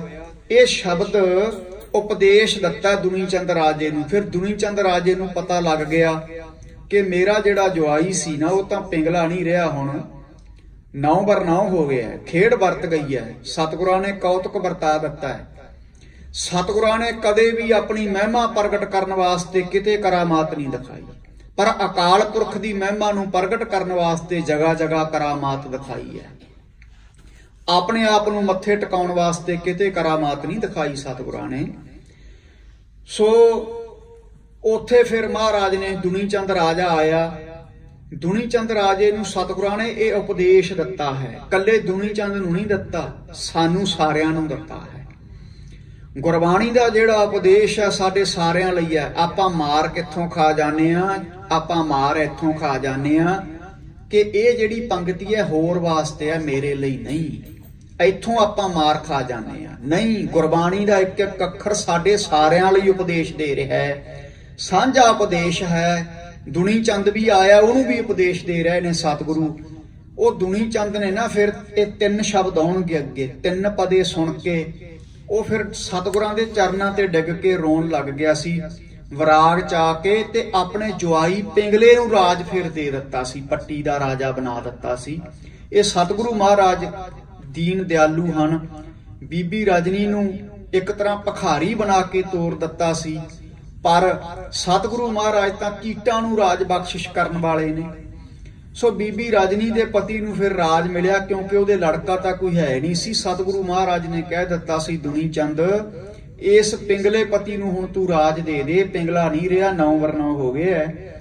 ਸੋ ਇੱਥੇ ਮਹਾਰਾਜ ਬਿਹਾਗੜਾ ਰਾਗ ਦੇ ਵਿੱਚ ਸਤਿਗੁਰੂ ਗੁਰੂ ਅਰਜਨ ਸਾਹਿਬ ਪਾਤਸ਼ਾਹ ਸਾਨੂੰ ਸਾਰਿਆਂ ਨੂੰ, ਕੱਲੇ ਦੁਨੀ ਚੰਦ ਰਾਜੇ ਦੀ ਗੱਲ ਨਹੀਂ, ਦੁਨੀ ਚੰਦ ਸਤਿਗੁਰਾਂ ਦੇ ਸਾਹਮਣੇ ਬੈਠਾ ਹੈ, ਉਹਦੇ ਲਈ ਵੀ ਉਪਦੇਸ਼ ਹੈ ਤੇ ਸਾਡੇ ਸਾਰਿਆਂ ਲਈ ਕੀ ਉਪਦੇਸ਼ ਬਖਸ਼ਿਸ਼ ਕਰਦੇ ਹਨ। ਆਓ ਪਿਆਰ ਨਾਲ ਸਰਵਣ ਕਰੋ ਜੀ। ਸਤਨਾਮ ਸ੍ਰੀ ਵਾਹਿਗੁਰੂ ਸਾਹਿਬ ਜੀ। ਬਿਹਾਗੜਾ ਮਹਲਾ ਪੰਜਵਾ। ਸ਼ਾਂਤ। ਬਿਹਾਗੜਾ ਰਾਗ ਹੈ, ਮਹੱਲਾ ਪੰਜਵਾਂ, 5ਵੇਂ ਪਾਤਸ਼ਾਹ। ਸ਼ਾਂਤ ਦਾ ਭਾਵ ਹੈ ਜਸ। 5ਵੇਂ ਪਾਤਸ਼ਾਹ ਸਾਨੂੰ ਉਪਦੇਸ਼ ਬਖਸ਼ਿਸ਼ ਕਰ ਰਹੇ ਹਨ। ਅਨਕਾਏ ਰਾਤੜਿਆ ਵਾਟ ਦੁਹਲੀ ਰਾਮ। ਅਨਕਾਏ, ਅਨਕਾਏ ਦਾ ਅਰਥ ਹੁੰਦਾ ਤੁਸ਼ ਪਦਾਰਥ। ਸਤਿਗੁਰੂ ਕਹਿੰਦੇ, ਹੇ ਦੁਨੀ ਚੰਦ, ਹੇ ਪ੍ਰਾਣੀਓ, ਸਰਬ ਪ੍ਰਾਣੀਆਂ ਲਈ ਉਪਦੇਸ਼ ਹੈ, ਆਪਣੇ ਲਈ ਵੀ। ਅਨਕਾਏ ਰਾਤੜਿਆ, ਹੇ ਜੀਵ, ਤੂੰ ਤੁਸ਼ ਪਦਾਰਥਾਂ ਦੇ ਵਿੱਚ ਕਿਉਂ ਰਤਿਆ ਹੋਇਆ ਹੈ? ਸੰਸਾਰ ਦੇ ਤੁਸ਼ ਪਦਾਰਥਾਂ ਦੇ ਵਿੱਚ ਰਚ ਰਿਹਾ ਹੈ। ਵਾਟ ਦੁਹੇਲੀ ਰਾਮ। ਦੁਹੇਲੀ ਦਾ ਅਰਥ ਹੈ ਔਖਾ। ਜਿਹੜਾ ਨਾ ਸੰਸਾਰ ਤੋਂ ਜਦੋਂ ਜਾਵੇਂਗਾ, ਸਰੀਰ ਦਾ ਪਰਿਤਿਆਗ ਕਰਕੇ ਜਿਹੜਾ ਜਮਾਂ ਦਾ ਰਾਹ ਹੈ ਨਾ, ਪਰਲੋਕ ਦਾ ਰਸਤਾ ਜਿਹੜਾ ਬਹੁਤ ਔਖਾ ਹੈ ਨਾਮ ਜਪੇ ਤੋਂ ਬਿਨਾ। ਸੋ ਇਸ ਕਰਕੇ ਜੇ ਤੂੰ ਸੰਸਾਰ ਦੇ ਪਦਾਰਥਾਂ ਦੇ ਵਿੱਚ ਹੀ ਰਚਿਆ ਰਿਹਾ, ਦੂਜਾ ਇਹਦਾ ਅਰਥ ਹੈ ਕਿ ਦੇਹ ਅਭਿਮਾਨ ਦੇ ਵਿੱਚ ਹੀ ਰਚਿਆ ਪਿਆ ਤੂੰ। ਦੇਹ ਅਭਿਮਾਨ ਤੋਂ ਉੱਪਰ ਉੱਠ ਕੇ ਆਪਣੇ ਸਰੂਪ ਦੀ ਸਾਖਿਆਤਾ ਨਹੀਂ ਕੀਤੀ। ਸਰੂਪ ਦੀ ਸਾਖਿਆਤ ਤੋਂ ਭਾਵ ਆਤਮਿਕ ਸਰੂਪ ਤੱਕ ਨਹੀਂ ਤੂੰ ਪਹੁੰਚਿਆ। ਸੋ ਅਣਕਾਏ ਰਾਤੜਿਆ, ਆ ਸੰਸਾਰ ਦੇ ਤੁਛ ਪਦਾਰਥਾਂ ਦੇ ਵਿੱਚ ਜੇ ਰਚਿਆ ਰਿਹਾ, ਸੰਸਾਰ ਦੇ ਤੁਛ ਪਦਾਰਥਾਂ 'ਚ ਲੱਗਿਆ ਰਿਹਾ, ਤਾਂ ਵਾਟ ਦਹੇਲੀ ਰਾਮ, ਤਾਂ ਫਿਰ ਜਦੋਂ ਪ੍ਰਲੋਕ ਨੂੰ ਜਾਵੇਂਗਾ ਉਹ ਰਸਤਾ ਤੇਰੇ ਲਈ ਬੜਾ ਕਠਿਨ ਹੋਵੇਗਾ।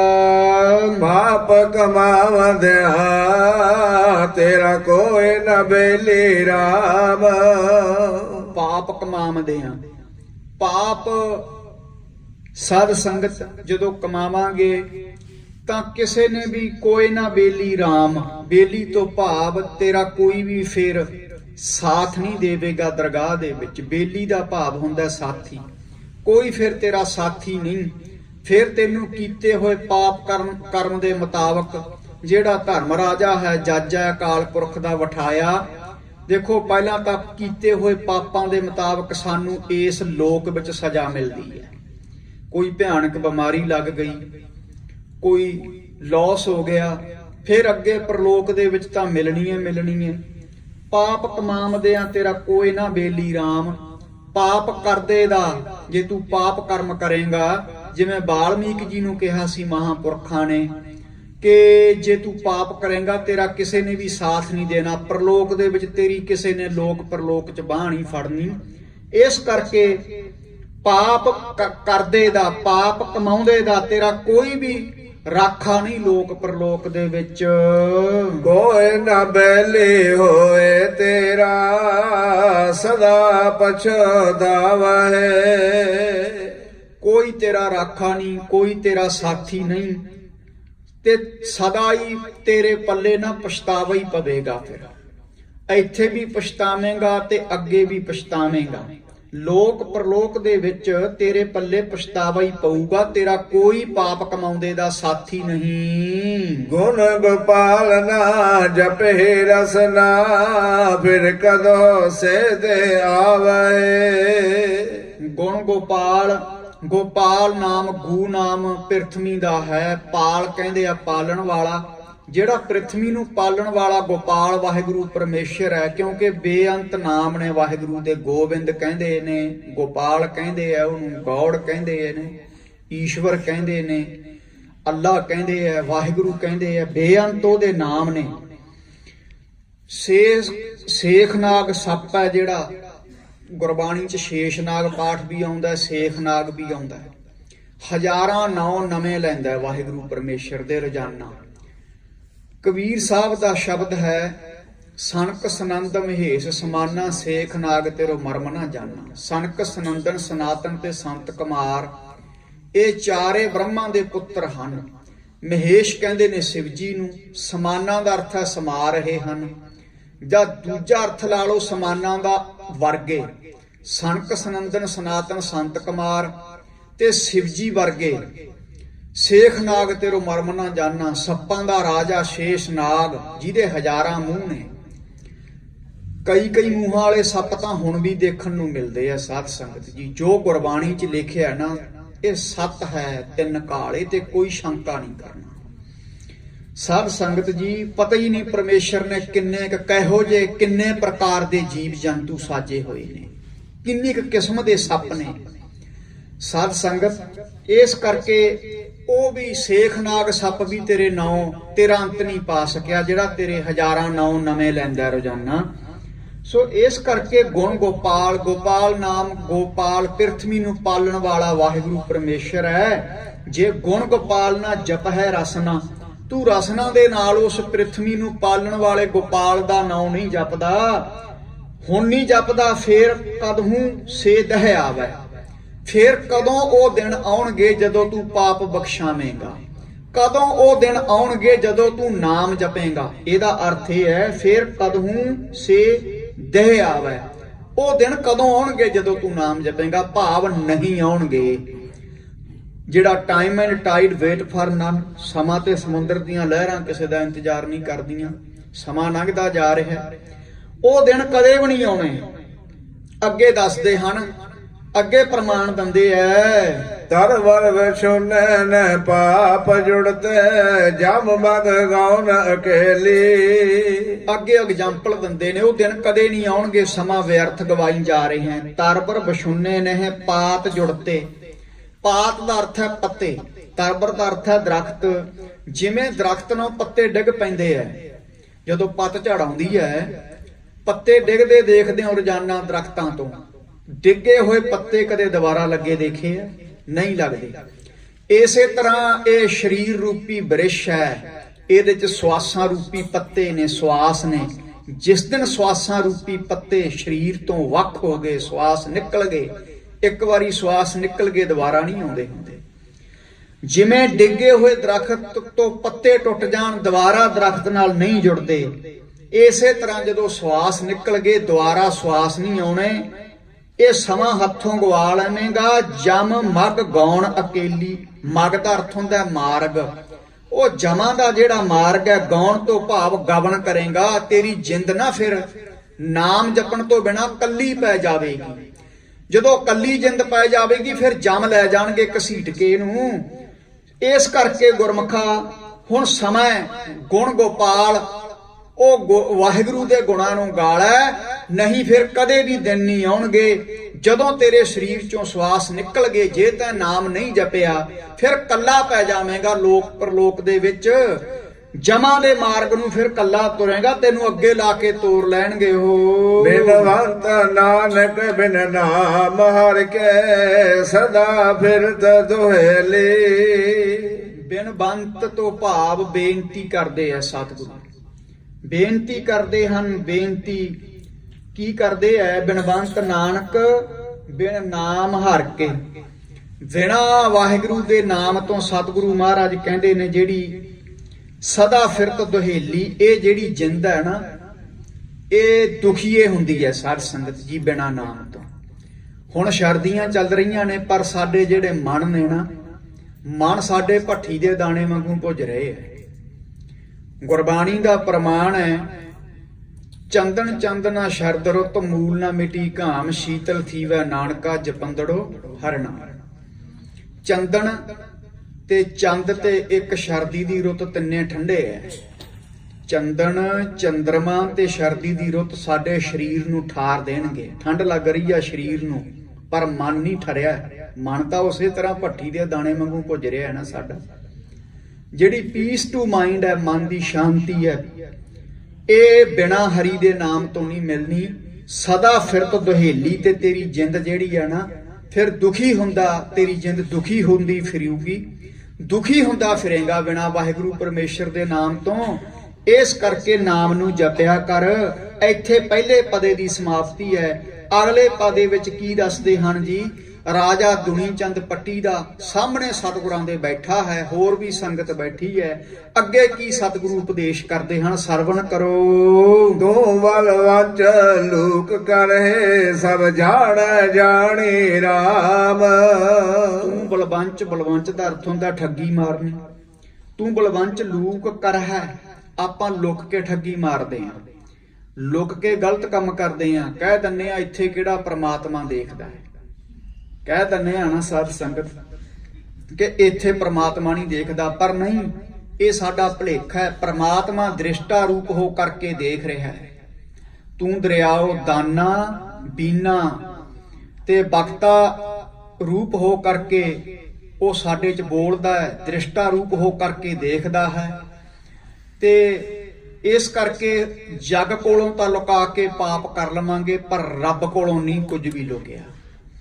ਉਹਦਾ ਜਿਹੜਾ ਸੀਸੀਟੀਵੀ ਕੈਮਰਾ ਹੈ ਨਾ, ਪ੍ਰਮਾਤਮਾ ਦਾ ਬਹੁਤ ਵੱਡਾ ਹੈ, ਉਹਦੇ ਕੈਮਰੇ ਤੋਂ ਆਪਾਂ ਕਦੇ ਵੀ ਨਹੀਂ ਬਚ ਸਕਦੇ। ਆਹ ਜਿਹੜੇ ਸੀਸੀਟੀਵੀ ਕੈਮਰੇ ਲਾਏ ਆ, ਇਹ ਖਰਾਬ ਹੋ ਸਕਦੇ ਆ, ਪਰ ਉਹ ਤਾਂ ਇੱਕ ਮਿੰਟ ਸਕਿੰਟ ਦਾ ਸਾਡਾ ਸਭ ਕੁਝ ਜੋ ਕਰਦੇ ਆ ਦੇਖ ਰਿਹਾ ਹੈ। ਤੂੰ ਬਲਵੰਚ ਲੂਕ ਕਰਹਿ, ਅੰਦਰ ਵੜ ਕੇ ਠੱਗੀ ਮਾਰਦਾ ਹੈ। ਸਟੇਜ ਉੱਪਰ ਤਾਂ ਗਾਤਰਾ ਵੀ ਵੱਡਾ ਸਾਰਾ ਪਾਲਿਆ ਤੇ ਲਿਬਾਸ ਵੀ ਗੁਰਮੁਖਾਂ ਵਾਲਾ ਧਾਰਨ ਕਰ ਲਿਆ, ਤੇ ਅੱਜ ਪ੍ਰਚਾਰ ਬਹੁਤ ਹੋ ਰਿਹਾ ਹੈ। ਹਮੇਸ਼ਾ ਹੀ ਇਹ ਬੇਨਤੀ ਕਰਦੇ ਹੁੰਨੇ ਆ ਕਿ ਸੰਗਤਾਂ ਦੇ ਵਿੱਚ ਕੋਈ ਘਾਟ ਨਹੀਂ। ਸੰਗਤਾਂ ਬੜਾ ਖਰਚ ਕਰਦੀਆਂ ਨੇ, ਵੱਡੇ ਵੱਡੇ ਪ੍ਰਚਾਰਕਾਂ ਨੂੰ ਸੱਦਦੀਆਂ ਨੇ, ਪ੍ਰਚਾਰ ਕਰਾਉਂਦੀਆਂ ਨੇ, ਪਰ ਇਹ ਸਾਡੇ ਵਰਗਿਆਂ 'ਚ ਘਾਟ ਹੈ ਪ੍ਰਚਾਰ ਕਰਨ ਵਾਲਿਆਂ 'ਚ। ਸਾਡਾ ਆਪਣਾ ਕੋਈ ਜੀਵਨ ਨਹੀਂ। ਸਟੇਜ ਤੇ ਕੁਝ ਗਿਆਨੀ ਧਿਆਨੀ ਬਣੇ ਹੁੰਨੇ ਆ ਤੇ ਅੰਦਰ ਸਾਧ ਸੰਗਤ ਕੁਝ ਹੋਰ ਹੁੰਨੇ ਆ। ਅੰਦਰੋਂ ਝੂਠੇ ਪੈਜ, ਬਾਹਰ ਦੁਨੀਆ ਅੰਦਰ ਫੈਲ। ਜਿਹੜੇ ਮਨੁੱਖ ਦੀ ਅੰਦਰ ਤੇ ਬਾਹਰ ਦੀ ਰਹਿਤ ਵੱਖਰੀ ਹੈ, ਉਹਦੇ ਪ੍ਰਚਾਰ ਦਾ ਡੱਕਾ ਵੀ ਅਸਰ ਨਹੀਂ ਕਿਸੇ ਤੇ ਹੋਣਾ। ਜਿਹਦੀ ਰਹਿਤ ਇੱਕ ਹੈ, ਮਹਾਂਪੁਰਖ ਬਾਬਾ ਜਰਨੈਲ ਸਿੰਘ ਖਾਲਸਾ ਭਿੰਡਰਾਂ ਵਾਲਿਆਂ ਦਾ, ਉਹ ਇਕੱਲੇ ਹੀ ਪ੍ਰਚਾਰਕ ਸੀ ਉਸ ਸਮੇਂ ਤੇ ਦੁਨੀਆ ਹਿਲਾ ਕੇ ਰੱਖਤੀ, ਕਿਉਂਕਿ ਉਹ ਅੰਦਰੋਂ ਬਾਹਰੋਂ ਇੱਕ ਸੀ। ਅਸੀਂ ਅੰਦਰੋਂ ਹੋਰ ਹਾਂ ਤੇ ਬਾਹਰੋਂ ਹੋਰ ਹਾਂ। ਸੋ ਇਸ ਕਰਕੇ ਸਤਿਗੁਰੂ ਮਹਾਰਾਜ ਨੇ ਆਪਣੇ ਸਾਰਿਆਂ ਲਈ ਉਹ ਕਿਹਾ, ਤੂੰ ਬਲਵੰਚ ਲੂਕ ਕਰ ਹੈ। ਅੰਦਰੋਂ ਅੰਦਰ ਵੜ ਕੇ ਠੱਗੀ ਮਾਰਦਾ ਲੁਕ ਕੇ, ਬਾਹਰੋਂ ਗੁਰਮੁਖਾਂ ਵਾਲਾ ਲਿਬਾਸ ਬਣਾਇਆ।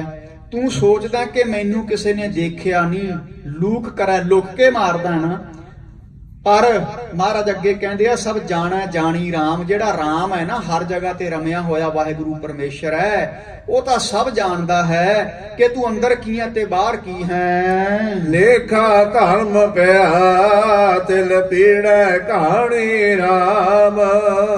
ਲੇਖਾ ਧਰਮ ਪਿਆ, ਇੱਥੇ ਵਿਸ਼ਰਾਮ ਹੈ। ਲੇਖਾ ਧਰਮ ਪਿਆ, ਧਰਮ ਰਾਜਾ ਜਿਹੜਾ ਵਾਹਿਗੁਰੂ ਪਰਮੇਸ਼ਰ ਨੇ ਜੱਜ ਬਿਠਾਇਆ, ਉਹਨੇ ਤੇਰਾ ਅੰਦਰ ਬਾਹਰ ਦਾ ਸਾਰਾ ਲੇਖਾ ਕਰਨਾ ਤੇਰੇ ਸਾਹਮਣੇ। ਤੇ ਫਿਰ ਉੱਥੇ ਹਾਲਤ ਕੀ ਹੋਊ? ਜਿਵੇਂ ਤਿਲਾਂ ਨੂੰ ਸਾਧ ਸੰਗਤ ਪੀੜਿਆ ਜਾਂਦਾ ਹੈ ਨਾ, ਤਿਲਾਂ ਦੀ ਪੀੜਨ ਵੇਲੇ ਹਾਲਤ ਕੀ ਹੁੰਦੀ ਹੈ, ਇਸ ਤਰ੍ਹਾਂ ਦੀ ਫਿਰ ਤੇਰੀ ਹਾਲਤ ਹੋਵੇਗੀ ਧਰਮਰਾਜ ਦੇ ਅੱਗੇ, ਜਦੋਂ ਲੇਖਾ ਸਾਹਮਣੇ ਕੱਢ ਕੇ ਰੱਖ ਦਿੱਤਾ ਇੱਕ ਮਿੰਟ ਮਿੰਟ ਤੇ ਸਕਿੰਟ ਸਕਿੰਟ ਦਾ, ਕਿ ਫਲਾਣੇ ਦਿਨ ਫਲਾਣੇ ਸਮੇਂ ਤੇ ਕੀ ਕੀਤਾ। ਇਹ ਸਾਰਾ ਕੁਝ ਪਰਮੇਸ਼ਰ ਹੀ, ਧਰਮਰਾਜਾ ਵੀ ਉਸੇ ਦਾ ਸਾਜਿਆ ਹੋਇਆ। ਧਰਮ ਰਾਏ ਨਾ ਹੁਕਮ ਹੈ, ਬਾਣੀ ਦਾ ਬਚਨ ਹੈ, ਬੈ ਸੱਚਾ ਧਰਮ ਵਿਚਾਰ, ਦੂਜੇ ਭਾਏ ਦੁਸ਼ਟ ਆਤਮਾ ਉਹ ਤੇਰੀ ਸਰਕਾਰ। ਧਰਮ ਰਾਜੇ ਦੀ ਡਿਊਟੀ ਲਾਤੀ ਵਾਹਿਗੁਰੂ ਨੇ ਕਿ ਧਰਮ ਰਾਜਿਆ, ਤੇਰੇ ਕੋਲੇ ਦੁਸ਼ਟ ਆਤਮਾਵਾਂ, ਪਾਪੀ ਤੇ ਪੁੰਨੀ ਲੋਕ ਆਉਣਗੇ। ਪਾਪੀਆਂ ਨੂੰ ਉਹਨਾਂ ਦੇ ਕੀਤੇ ਕਰਮਾਂ ਦੇ ਮੁਤਾਬਕ ਤੈਂ ਸਜ਼ਾ ਦੇਣੀ ਹੈ, ਪੁੰਨੀਆਂ ਨੂੰ ਕੀਤੇ ਕਰਮਾਂ ਦੇ ਮੁਤਾਬਕ ਫਲ ਦੇਣਾ ਹੈ। ਪਰ ਜਿਹੜੇ ਗੁਰਮੁਖ ਹੁੰਦੇ ਆ, ਗੁਰਮੁਖ ਕਦੇ ਧਰਮਰਾਜ ਦੀ ਕਚਹਿਰੀ 'ਚ ਨਹੀਂ ਜਾਇਆ ਕਰਦੇ। ਗੁਰਮੁਖਾਂ ਦਾ ਸੰਬੰਧ ਸੱਚਖੰਡ ਦੇ ਨਾਲ ਹੈ, ਕਿਉਂਕਿ ਬਾਣੀ ਪੜ੍ਹਦੇ ਨੇ। ਬਾਣੀ ਸੱਚਖੰਡ ਵਿੱਚੋਂ ਆਈ ਹੈ। ਜਿਵੇਂ ਹਵਾਊ ਪੰਛੀ ਹੁੰਦਾ, ਹਵਾਊ ਪੰਛੀ ਦੇ ਖੰਭਾਂ 'ਚ ਗੁਣ ਹੁੰਦਾ ਹੈ। ਜੇ ਉਹਦਾ ਖੰਭ ਧਰਤੀ ਤੇ ਆ ਜਾਵੇ, ਕਿਸੇ ਵਸਤੂ ਨੂੰ ਉਹਦੇ ਨਾਲ ਜੋੜ ਦਈਏ, ਜਿਹੜੇ ਦੇਸ਼ ਵਿੱਚ ਰਹਿੰਦਾ ਉਹਨਾਂ 'ਚ ਇੰਨਾ ਫੋਰਸ ਆਫ ਅਟਰੈਕਸ਼ਨ ਹੈ, ਉਸੇ ਦੇਸ਼ ਵਿੱਚ ਉਸ ਵਸਤੂ ਨੂੰ ਲੈ ਜਾਵੇਗਾ। ਇਸੇ ਤਰ੍ਹਾਂ ਬਾਣੀ ਆਈ ਹੈ ਸੱਚਖੰਡ 'ਚੋਂ। ਧੁਰ ਕੀ ਬਾਣੀ ਆਈ, ਤਿੰਨ ਸਾਗਲੀ ਚਿੰਤ ਮਟਾਈ। ਜਿਹੜਾ ਗੁਰਬਾਣੀ ਨਾਲ ਜੁੜੇਗਾ, ਸ਼ਬਦ ਗੁਰੂ ਨਾਲ ਜੁੜੇਗਾ, ਉਹ ਧੁਰ ਵਾਹਿਗੁਰੂ ਦੀ ਦਰਗਾਹ ਵਿੱਚ ਹੀ ਪਹੁੰਚ ਜਾਵੇਗਾ। ਧਰਮ ਰਾਜੇ ਨਾਲ ਉਹਦਾ ਕੋਈ ਲੈਣਾ ਦੇਣਾ ਨਹੀਂ। ਸੋ ਇਸ ਕਰਕੇ ਸਤਿਗੁਰੂ ਕਹਿੰਦੇ ਲੇਖਾ ਧਰਮ ਪਿਆ। ਜਿਹੜਾ ਲੁਕ ਕੇ ਠੱਗੀ ਮਾਰਦਾ, ਫਿਰ ਧਰਮ ਰਾਜਾ ਉਹਦਾ ਲੇਖਾ ਕਰਦਾ ਹੈ। ਉਹਦੀ ਹਾਲਤ ਫਿਰ ਤਿਲ ਪੀੜੈ ਕਹਾਣੀ ਰਾਮ। ਉਹ ਜਿਵੇਂ ਤਿਲਾਂ ਨੂੰ ਕਹਾਣੀਆਂ 'ਚ ਪੀਣ ਵੇਲੇ ਜੋ ਹਾਲਤ ਹੁੰਦੀ ਹੈ, ਇਸ ਤਰ੍ਹਾਂ ਦੀ ਹਾਲਤ ਹੋ ਜਾਂਦੀ ਹੈ ਉਸ ਦੀ। ਕਿਰਤ ਕਮਾਣ ਦੁਖ ਸਹੁ ਪਰਾਣੀ, ਅਨਕ ਜੋਨ ਭ੍ਰਮ ਮਾਇਆ। ਕਿਰਤ ਕਮਾਣੇ ਦੁੱਖ ਸਹੁ ਪ੍ਰਾਣੀ, ਇੱਥੇ ਵਿਸ਼ਰਾਮ ਹੈ। ਫਿਰ ਜਮ ਕਹਿੰਦੇ ਐ, ਤਦੇ ਜਮ ਕਹਿੰਦੇ ਨੇ, ਕਹਿੰਦੇ ਭਾਈ ਹੁਣ ਤੇਰੇ ਕਰਮਾਂ ਦਾ ਦੁੱਖ ਹੈ, ਤੇਰੇ ਕਰਮਾਂ ਦਾ ਦੁੱਖ ਸੁੱਖ ਹੈ, ਭੋਗ ਲੈ ਹੁਣ। ਸੋ ਇਸ ਕਰਕੇ ਦੱਦਾ ਦੋਸ਼ ਨਾ ਦਿਉ ਕਿਸੈ, ਦੋਸ਼ ਕਰਮਾ ਆਪਣਿਆ, ਜੋ ਮੈਂ ਕੀਆ ਸੋ ਮੈਂ ਪਾਇਆ, ਦੋਸ਼ ਨਾ ਦੀਜੈ ਆਵਰ ਜਨਾ। ਕਿਰਤ ਕਮਾਣੈ ਦੁੱਖ ਸਹੁ ਪ੍ਰਾਣੀ, ਧਰਮ ਰਾਜਾ ਕਹਿੰਦਾ ਹੈ। ਮਹਾਰਾਜ ਫਿਰ ਦੁਨੀ ਚੰਦ ਨੂੰ ਉਪਦੇਸ਼ ਦਿੰਦੇ ਨੇ, ਇਹ ਦੁਨੀ ਚੰਦ, ਜਿਹੜਾ ਭਾਈ ਲੁਕ ਕੇ ਠੱਗੀ ਮਾਰਦਾ ਹੈ ਨਾ, ਉਹਨੂੰ ਫਿਰ ਧਰਮ ਰਾਜਾ ਕਹਿੰਦਾ ਹੈ, ਇੱਥੇ ਵੀ ਉਹਨੂੰ ਦੁੱਖ ਸਹਿਣਾ ਪੈਂਦਾ ਤੇ ਅੱਗੇ ਵੀ, ਕਿ ਇਹ ਤੇਰੇ ਕਰਮਾਂ ਦਾ ਦੁੱਖ ਹੈ, ਤੈਨੂੰ ਸਹਿਣਾ ਪੈਣਾ। ਦੁੱਖ ਸਹੁ ਪ੍ਰਾਣੀ ਦਾ ਅਰਥ ਹੈ ਤੈਨੂੰ ਸਹਿਣਾ ਪੈਣਾ। ਇਹ ਕਿਸੇ ਨੇ ਦੁੱਖ ਤੇਰੇ ਗੱਲ ਨਹੀਂ ਪਾਇਆ, ਤੇਰੇ ਕਰਮਾਂ ਦੇ ਮੁਤਾਬਕ ਤੈਨੂੰ ਮਿਲ ਰਿਹਾ ਹੈ। ਅਨੇਕ ਜੋਨ ਭਰਮਾਇਆ, ਤੇ ਫਿਰ ਉਸ ਤੋਂ ਬਾਅਦ ਉਹਨੂੰ ਅਨੇਕਾਂ ਟੇਢੀਆਂ ਜੂਨਾਂ 'ਚ ਭਰਮਾਇਆ ਜਾਂਦਾ ਹੈ। ਮਹਾ ਮੋਹ ਨੇ ਸੰਗ ਰਾਤਾ, ਰਤਨ ਜਨਮ ਗਵਾਇਆ। ਮਹਾ ਮੋਹਣੀ, ਮੋਹਣੀ ਦਾ ਅਰਥ ਹੈ ਮਾਇਆ, ਜੋ ਤਿੰਨ ਪ੍ਰਕਾਰ ਦੀ ਹੈ। ਕੱਲੇ ਪੈਸੇ ਨੂੰ ਮਾਇਆ ਨਹੀਂ ਕਹਿੰਦੇ। ਜੜ ਚੇਤਨ ਤੇ ਅਗਿਆਨ ਰੂਪ ਹੈ ਮਹਾ ਮੋਹਣੀ, ਬਹੁਤ ਹੀ ਮੋਹਣ ਵਾਲੀ ਹੈ। ਜੜ ਮਾਇਆ ਦੇ ਵਿੱਚ ਆ ਗਈ ਸਾਡੀ ਪ੍ਰੋਪਰਟੀ। ਜੜ ਤੋਂ ਭਾਵ ਜਿਹੜੀ ਚੀਜ਼ ਸਾਹ ਨਹੀਂ ਲੈਂਦੀ, ਜੜ ਮਾਇਆ ਹੈ। ਚੇਤਨ ਮਾਇਆ ਦੇ ਵਿੱਚ ਆ ਗਿਆ ਸਾਡਾ ਪਰਿਵਾਰ, ਧੀਆਂ ਪੁੱਤਰ, ਸਾਕ ਸੰਬੰਧੀ। ਜਿਹੜੀ ਚੀਜ਼ ਸਾਹ ਲੈਂਦੀ ਹੈ ਚੇਤਨ ਮਾਇਆ 'ਚ ਹੈ। ਅਗਿਆਨ ਰੂਪ ਮਾਇਆ ਦੇ ਵਿੱਚ ਆ ਗਈ ਸਾਡੀ ਈਗੋ ਹਉਮੈ ਕਿ ਮੈਂ ਵੱਡਾ ਬਿਜ਼ਨਸਮੈਨ ਆ, ਮੈਂ ਚੰਗਾ ਕਥਾਵਾਚਕ ਹਾਂ, ਮੈਂ ਚੰਗਾ ਕੀਰਤਨ ਕਰਨ ਵਾਲਾ ਹਾਂ। ਇਹ ਸਾਡੇ ਧਾਰਮਿਕ ਲੋਕਾਂ 'ਚ ਵੀ ਆ ਗਈ ਹੈ। ਇਹ ਤਿੰਨ ਪ੍ਰਕਾਰ ਦੀ ਆ, ਜੜ ਚੇਤਨ ਤੇ ਅਗਿਆਨ ਰੂਪ ਮਾਇਆ। ਮਹਾ ਮੋਹਣੀ ਹੈ, ਬਹੁਤ ਮਨ ਨੂੰ ਮੋਹ ਲੈਣ ਵਾਲੀ ਹੈ। ਸਾਧ ਸੰਗਤ ਜੀ, ਗੁਰਮੁਖ ਤਾਂ ਇਹਦੇ ਚੋਂ ਪਾਰ ਲੰਘ ਜਾਂਦੇ ਨੇ। ਮਨਮੁਖ ਖਾਦੇ ਗੁਰਮੁਖ ਉਭਰੇ। ਮਨਮੁਖਾਂ ਨੂੰ ਖਾ ਜਾਂਦੀ ਹੈ ਬਿਨਾਂ ਦੰਦਾਂ ਤੋਂ। ਬਿਨਾਂ ਦੰਦਾਂ ਤੋਂ ਇਹਦੇ ਦੰਦ ਕਿਹੜੇ ਐ? ਕਾਮ, ਕ੍ਰੋਧ, ਲੋਭ, ਮੋਹ ਤੇ ਅਹੰਕਾਰ। ਇਹ ਸਮਝਿਓ ਧਿਆਨ ਨਾਲ, ਮਾਇਆ ਤੋਂ ਬਿਨਾਂ ਸਰਦਾ ਨਹੀਂ ਹੁੰਦਾ। ਧੀਆਂ ਪੁੱਤਰ ਸਾਕ ਸੰਬੰਧੀ ਸਾਰੇ ਮਾਇਆ 'ਚ ਆ ਗਏ ਨਾ। ਪਰ ਜੇ ਤੂੰ ਮਾਇਆ 'ਚ ਰਹਿੰਦਾ, ਕੋਠੀਆਂ ਗੱਡੀਆਂ ਧੀਆਂ ਪੁੱਤਰਾਂ 'ਚ ਰਹਿੰਦਾ, ਸੁਰਤ ਨੂੰ ਸ਼ਬਦ ਨਾਲ ਜੋੜ ਕੇ ਰੱਖੇਗਾ, ਫਿਰ ਤੇਰੇ ਲਈ ਉਹ ਮਾਇਆ ਨਹੀਂ, ਫਿਰ ਤੇਰੇ ਲਈ ਅੰਮ੍ਰਿਤ ਰੂਪ ਹੈ।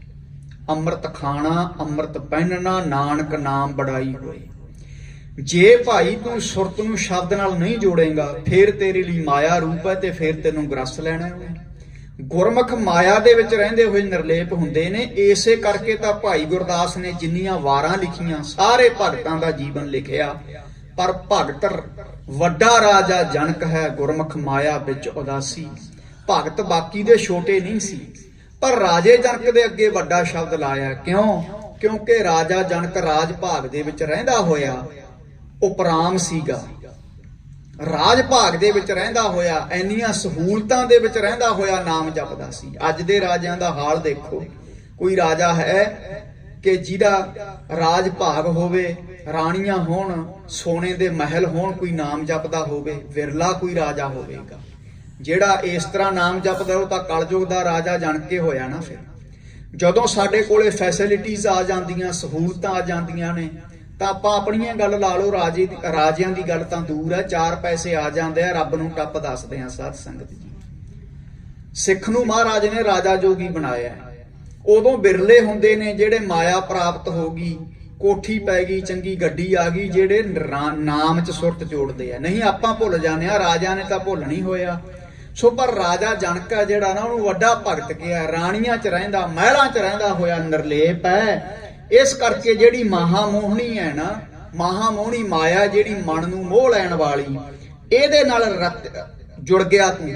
ਸੰਗ ਰਾਤਾ ਤੋਂ ਭਾਵ ਜੁੜ ਗਿਆ, ਪਰਮੇਸ਼ਰ ਦੇ ਨਾਮ 'ਚ ਨਹੀਂ ਜੁੜਿਆ। ਰਤਨ ਜਨਮ ਗਵਾਇਆ। ਰਤਨ ਤੋਂ ਭਾਵ ਮਾਨਕਾਂ ਦੀ ਤਰ੍ਹਾਂ ਹੀਰਾ ਜਨਮ ਜਿਹੜਾ ਤੈਨੂੰ ਮਿਲਿਆ ਸੀ ਨਾ, ਮਹਾਮੋਹਣੀ ਦੇ ਵਿੱਚ ਲੱਗ ਕੇ ਰਹਿਣਾ ਤਾਂ ਤੈਨੂੰ ਮਹਾਮੋਹਣੀ 'ਚ ਨਿਰਲੇਪ ਚਾਹੀਦਾ ਸੀ। ਮਾਇਆ 'ਚ ਰਹਿੰਦਾ ਹੋਇਆ ਤੈਨੂੰ ਨਿਰਲੇਪ ਰਹਿਣਾ ਚਾਹੀਦਾ ਸੀ, ਪਰ ਮਾੜੇ ਕਰਮਾਂ ਕਰਕੇ ਇਹਦੇ 'ਚ ਜੁੜ ਗਿਆ। ਦੇਣ ਵਾਲਾ ਦਾਤਾ ਭੁੱਲ ਗਿਆ। ਦਾਤ ਪਿਆਰੀ ਵਿਸਰਿਆ ਦਾਤਾਰਾ। ਦਾਤਾਂ ਨਾਲ ਪਿਆਰ ਪਾਲਿਆ, ਰਾਤਾ ਰਤਿਆ ਗਿਆ, ਜੁੜ ਗਿਆ। ਰਤਨ ਜਨਮ ਗਵਾਇਆ। ਸੋ ਮਾਨਕਾਂ ਦੀ ਤਰ੍ਹਾਂ, ਹੀਰਿਆਂ ਦੀ ਤਰ੍ਹਾਂ ਜਿਹੜਾ ਅਮੋਲਕ ਜਨਮ ਤੈਨੂੰ ਮਨੁੱਖਾ ਦੇ ਮਿਲੀ ਸੀ, ਮਾਇਆ 'ਚ ਜੁੜਨ ਕਰਕੇ, ਪਰਮੇਸ਼ਰ ਨੂੰ ਭੁੱਲ ਕਰਕੇ ਉਹ ਅਮੋਲਕ ਜਨਮ ਤੈਂ ਐਵੇਂ ਹੀ ਗਵਾ ਲਿਆ। ਇੱਕ ਸਹਰ ਕੈ ਨਾਮ ਬਾਜੋ, ਆਨ ਕਾਜ ਸਿਆਣੇ। ਸਤਿਗੁਰੂ ਮਹਾਰਾਜ ਨੇ ਕਿਹਾ ਕਿ ਜਿਹੜੀ ਬੁੱਧੀ ਹੈ ਨਾ, ਹੋਰਾਂ ਸਾਰੇ ਕੰਮਾਂ ਲਈ ਆਪਾਂ ਸਿਆਣੇ ਆ, ਬਸ ਇੱਕ ਪਰਮੇਸ਼ਰ ਦਾ ਨਾਮ ਜਪਣ ਲਈ ਉਹ ਬੌਲੇ ਬਣੇ ਹੋਏ ਆ। ਇਹ ਪੰਕਤੀ ਦਾ ਸਿੱਧਾ ਜਿਹਾ ਅਰਥ ਇਹ ਹੈ, ਇੱਕ ਸਹਰ ਕੇ ਨਾਮ ਬਾਝੋ। ਇਹ ਜਿਹੜੀ ਬੁੱਧੀ ਹੈ, ਇੱਕ ਪਰਮੇਸ਼ਰ ਦੇ ਨਾਮ ਤੋਂ ਬਿਨਾ ਆਣ ਕਾਜ ਸਿਆਣੀ। ਆਣ ਦਾ ਅਰਥ ਹੈ ਹੋਰਾਂ ਕੰਮਾਂ ਲਈ ਤਾਂ ਬੜਾ ਦਿਮਾਗ ਕੰਮ ਕਰਦਾ ਹੈ, ਪਰ ਪਰਮੇਸ਼ਰ ਦਾ ਨਾਮ ਜਪਣ ਵਾਸਤੇ ਕਹਿ ਦਿੰਨੇ ਆ ਵੀ ਨੀਂਦ ਆਉਂਦੀ ਹੈ, ਸੁਸਤੀ ਪੈਂਦੀ ਹੈ। ਸਾਰੀ ਰਾਤ ਸਾਧ ਸੰਗਤ ਜੀ ਟੈਲੀਵਿਜ਼ਨ ਦੇਖਦੇ ਰਹਾਂਗੇ, ਨੈਟਾਂ ਤੇ ਲੱਗੇ ਰਹਾਂਗੇ, ਪਰ ਪਰਮੇਸ਼ਰ ਦਾ ਨਾਮ ਜਪਣ ਵਾਸਤੇ ਕਈ ਵਾਰੀ 15 ਮਿੰਟ ਬਣੀ ਆਪਾਂ ਕੱਢਦੇ। ਇਸ ਪੰਕਤੀ ਦਾ ਅਰਥ ਇਹ ਬਣਦਾ ਵੀ ਹੋਰਾਂ ਕੰਮਾਂ ਲਈ ਤਾਂ ਸਿਆਣੀ ਹੈ ਤੇਰੀ ਬੁੱਧੀ, ਤੇਰਾ ਦਿਮਾਗ ਕੰਮ ਕਰਦਾ ਹੈ, ਪਰ ਪਰਮੇਸ਼ਰ ਦੇ ਨਾਮ ਲਈ ਤੂੰ ਜਾਣਬੁੱਝ ਕੇ ਬੌਲਾ ਬਣਿਆ ਫਿਰਦਾ। ਕਹਿ ਦਿੰਨਾ ਕਿ ਜੇ ਪਰਮੇਸ਼ਰ ਕਿਰਪਾ ਕਰੂ ਤਾਂ ਜਪ ਲਵਾਂਗੇ। ਜਦੋਂ ਲੰਗਰ ਛਕਣਾ ਹੁੰਦਾ ਉਦੋਂ ਨਹੀਂ ਕਹਿੰਦਾ ਵੀ ਜੇ ਪਰਮੇਸ਼ਰ ਕਿਰਪਾ ਕਰੂ ਤਾਂ ਛਕ ਲਵਾਂਗੇ। ਉਦੋਂ ਕਿਵੇਂ ਹੱਥ ਪੈਰ ਕੰਮ ਕਰਦੇ ਐ, ਉਦੋਂ ਕਿਵੇਂ ਦਿਮਾਗ ਦੀ ਵਰਤੋਂ ਕਰਦਾ ਹੈ। ਇਸ ਕਰਕੇ ਮਹਾਰਾਜ ਕਹਿੰਦੇ ਇਹ ਜੀਵ, ਇੱਕ ਪਰਮੇਸ਼ਰ ਦੇ ਨਾਮ ਤੋਂ ਬਿਨਾ ਹੋਰਾਂ ਕੰਮਾਂ ਲਈ ਤਾਂ ਬੁੱਧੀ ਬੜਾ ਕੰਮ ਕਰਦੀ ਹੈ, ਪਰ ਨਾਮ ਜਪਣ ਵੇਲੇ ਕਹਿ ਦਿੰਨਾ ਕਿ ਅਜੇ ਸਮਾਂ ਨਹੀਂ, ਸਮਾਂ ਆਵੇਗਾ। ਜਦੋਂ ਰੱਬ ਕਿਰਪਾ ਕਰੂਗਾ, ਰੱਬ ਨੇ ਤਾਂ ਕਿਰਪਾ ਕਰ ਦਿੱਤੀ, ਤੈਨੂੰ ਇੰਨਾ ਸੁੰਦਰ ਸਰੀਰ ਬਖਸ਼ਿਸ਼ ਕਰ ਦਿੱਤਾ, ਹੁਣ ਤੂੰ ਆਪਣੇ ਤੇ ਆਪ ਕਿਰਪਾ ਕਰ। God help them who help themselves। ਰੱਬ ਵੀ ਉਹਨਾਂ ਦੀ ਮਦਦ ਕਰਦਾ ਜਿਹੜੇ ਆਪਣੀ ਮਦਦ ਆਪ ਕਰਦੇ ਆ। ਅਰਦਾਸ ਕਰ ਵਾਹਿਗੁਰੂ ਦੇ ਅੱਗੇ ਕਿ ਪਰਮੇਸ਼ਰ, ਜਿਵੇਂ ਹੋਰਾਂ ਕੰਮਾਂ ਨੂੰ ਮੇਰੀ ਬੁੱਧੀ ਕੰਮ ਕਰਦੀ ਹੈ, ਤੇਰਾ ਨਾਮ ਜਪਣ ਵਾਸਤੇ ਵੀ ਮੇਰੀ ਬੁੱਧੀ ਜਿਹੜੀ ਹੈ ਤੇਰੇ ਨਾਮ 'ਚ ਵੀ ਜੁੜ ਜਾਵੇ। ਇਸ ਕਰਕੇ ਮਹਾਰਾਜ ਕਹਿੰਦੇ ਇੱਕ ਨਾਮ ਤੋਂ ਬਿਨਾ ਹੋਰਾਂ ਸਾਰੇ ਕੰਮਾਂ ਲਈ ਸਾਡੀ ਬੁੱਧੀ ਜਿਹੜੀ ਹੈ ਨਾ ਸਿਆਣੀ ਹੈ। ਬਿਨਵੰਤ ਨਾਨਕ ਲੇਖ ਲਿਖਿਆ ਭਰਮ ਮੋਲ ਬਾਣੀ। ਬਿਨਵੰਤ ਬੇਨਤੀ ਕਰਦੇ ਆ ਸਤਿਗੁਰੂ ਮਹਾਰਾਜ ਅਕਾਲ ਪੁਰਖ ਦੇ ਅੱਗੇ, ਬਿਨਵੰਤ ਨਾਨਕ ਲੇਖ ਲਿਖਿਆ। ਇਹ ਕੋਈ ਪੂਰਬਲੇ ਕਰਮ ਜਦੋਂ ਕਿਸੇ ਜੀਵ ਦੇ ਮਾੜੇ ਹੁੰਦੇ ਆ ਨਾ, ਫਿਰ ਉਹ ਕਰਮਾਂ ਦੇ ਮੁਤਾਬਕ ਲੇਖ ਲਿਖਿਆ ਜਾਂਦਾ ਹੈ, ਪੂਰਬਲੇ ਕਰਮਾਂ ਦੇ ਮੁਤਾਬਕ। ਇਸ ਕਰਕੇ ਪੂਰਬਲੇ ਕਰਮਾਂ ਦੇ ਮੁਤਾਬਕ, ਮਾੜੇ ਕਰਮਾਂ ਦੇ ਮੁਤਾਬਕ ਲੇਖ ਲਿਖਿਆ ਗਿਆ।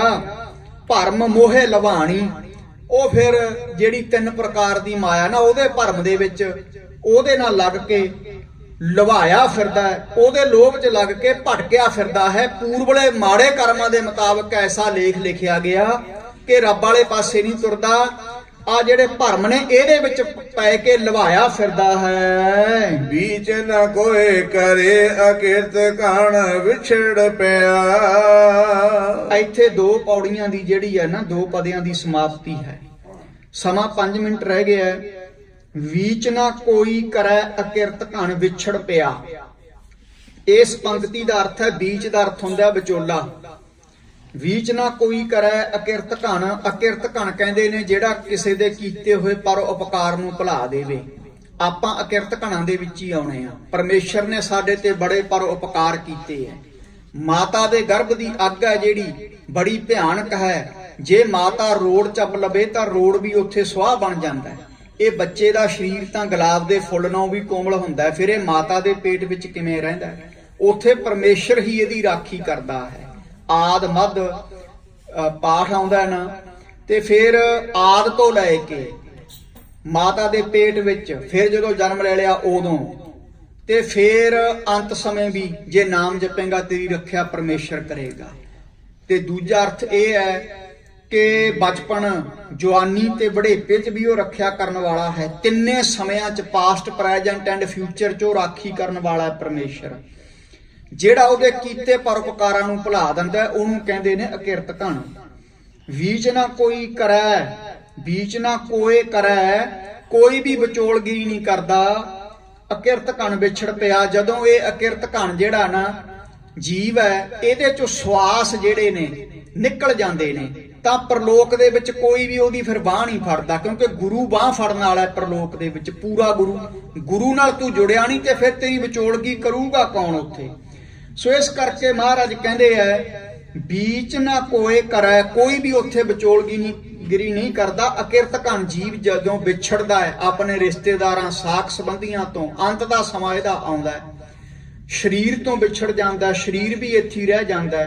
ਫਿਰ ਪ੍ਰਲੋਕ ਦੇ ਵਿੱਚ ਕੋਈ ਵੀ ਗੁਰੂ ਬਿਨਾ ਵਿਚੋਲਗਿਰੀ ਕਰਨ ਵਾਲਾ ਨਹੀਂ। ਇਸ ਦੀ ਆਏ ਖਰੇ ਕਠਨ ਜਮ ਕੰਕਰ ਪਕੜ ਲਿਆ।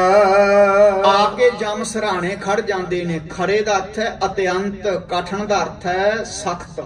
ਜਮ ਕੰਕਰ, ਜਮ ਕੰਕਰ, ਕੰਕਰ ਦਾ ਅਰਥ ਹੁੰਦਾ ਡੰਡਾ ਲੈ ਕੇ ਜਮ ਸਰਾਣੇ ਆ ਖੜਦੇ ਨੇ ਵੀ ਚੱਲ ਉੱਠ ਕੇ ਤੁਰ ਸਾਡੇ ਨਾਲ ਹੁਣ, ਤੇਰਾ ਸਮਾਂ ਸੀ ਜਿਹੜਾ ਸੰਸਾਰ ਤੇ ਪੂਰਾ ਹੋ ਗਿਆ। ਕਈ ਕਹਿੰਦੇ ਆ ਜਮ ਹੈ ਨਹੀਂ, ਜਮ ਹੈਗੇ ਆ। ਸਤ ਸੰਗਤ ਗੁਰਬਾਣੀ 'ਚ ਜਗ੍ਹਾ ਜਗ੍ਹਾ ਜ਼ਿਕਰ ਹੈ। ਤੇ ਇਸ ਕਰਕੇ ਜਦੋਂ ਅੰਤ ਦਾ ਸਮਾਂ ਆਉਂਦਾ ਹੈ ਤਾਂ ਮਹਾਰਾਜ ਕਹਿੰਦੇ ਨੇ, ਆਏ ਖਰੇ ਕਠਨ ਜਮ ਕੰਕਰ ਪਕੜ ਲਿਆ। ਆ ਕੇ ਜਦੋਂ ਪਕੜ ਲੈਂਦੇ ਨੇ ਵੀ ਚੱਲ ਹੁਣ ਸਾਡੇ ਨਾਲ ਚੱਲ, ਪਰਮੇਸ਼ਰ ਦਾ ਨਾਮ ਜਪਿਆ ਨਹੀਂ, ਅਕਿਰਤ ਘਣ ਬਣਿਆ ਹੋਇਆ, ਤੇ ਫਿਰ ਉੱਥੇ ਗੁਰੂ ਵਿਚੋਲਗਿਰੀ ਨਹੀਂ ਕਰੇਗਾ। ਜੇ ਗੁਰੂ ਵਿਚੋਲਾ ਨਹੀਂ ਬਣੂਗਾ, ਛਡਾਊ ਕੌਣ ਜਮਾਂ ਦੀ ਮਾਰ ਤੋਂ? ਕਬੀਰ ਸਾਹਿਬ ਨੇ ਵੀ ਕਿਹਾ, ਕਬੀਰ ਜਮ ਕਾ ਠੇਂਗਾ ਬੁਰਾ ਹੈ, ਉਹ ਨਾ ਸਹਿਆ ਜਾਏ, ਏਕ ਜੋ ਸਾਧੂ ਮੋਹ ਮਿਲਿਓ ਤਿਨ ਲੀਆ ਅੰਚਲ ਲਾਏ। ਜਦੋਂ ਗੁਰੂ ਨਾਨਕ ਪਾਤਸ਼ਾਹ ਨੂੰ ਕਬੀਰ ਸਾਹਿਬ ਮਿਲੇ ਹੈ, ਉਦੋਂ ਇਹ ਸ਼ਲੋਕ ਉਚਾਰਿਆ ਸੀ ਕਿ ਜਮਾਂ ਦੀ ਮਾਰ ਬੜੀ ਬੁਰੀ ਹੈ, ਪਰ ਅੱਜ ਮੈਨੂੰ ਪੂਰਨ ਸਾਧੂ ਗੁਰੂ ਨਾਨਕ ਰੂਪ ਦੇ ਵਿੱਚ ਮਿਲ ਗਏ ਨੇ, ਹੁਣ ਮੇਰੀ ਵਿਚੋਲਗਿਰੀ ਕਰਕੇ ਮੈਨੂੰ ਛੁਡਾ ਲੈਣਗੇ ਜਮਾਂ ਦੀ ਮਾਰ ਤੋਂ। ਕਿੱਡੀ ਵੱਡੀ ਬੰਦਗੀ ਭਗਤ ਕਬੀਰ ਸਾਹਿਬ ਦੀ, ਉਹ ਵੀ ਇਹ ਨਿਮਰਤਾ ਚ ਬਚਨ ਕਹਿੰਦੇ ਆ। ਤੇ ਆਪਾਂ ਆਪਣੇ ਵੱਲ ਨਿਗਾਹ ਮਾਰੀਏ, ਆਪਾਂ ਤਾਂ ਇੱਕ ਜਪਜੀ ਦਾ ਪਾਠ ਨਹੀਂ ਕਰਦੇ ਤੇ ਬਣੂਗਾ ਕੀ। ਕਬੀਰ ਸਾਹਿਬ ਕਹਿੰਦੇ ਨੇ ਸਾਨੂੰ ਜਮਾਂ ਦੀ ਮਾਰ ਤੋਂ ਡਰ ਲੱਗਦਾ ਹੈ, ਇਸ ਕਰਕੇ ਜਮਾਂ ਦੀ ਮਾਰ ਤੋਂ ਛਡਾਉਣ ਵਾਲਾ ਗੁਰੂ ਹੈ।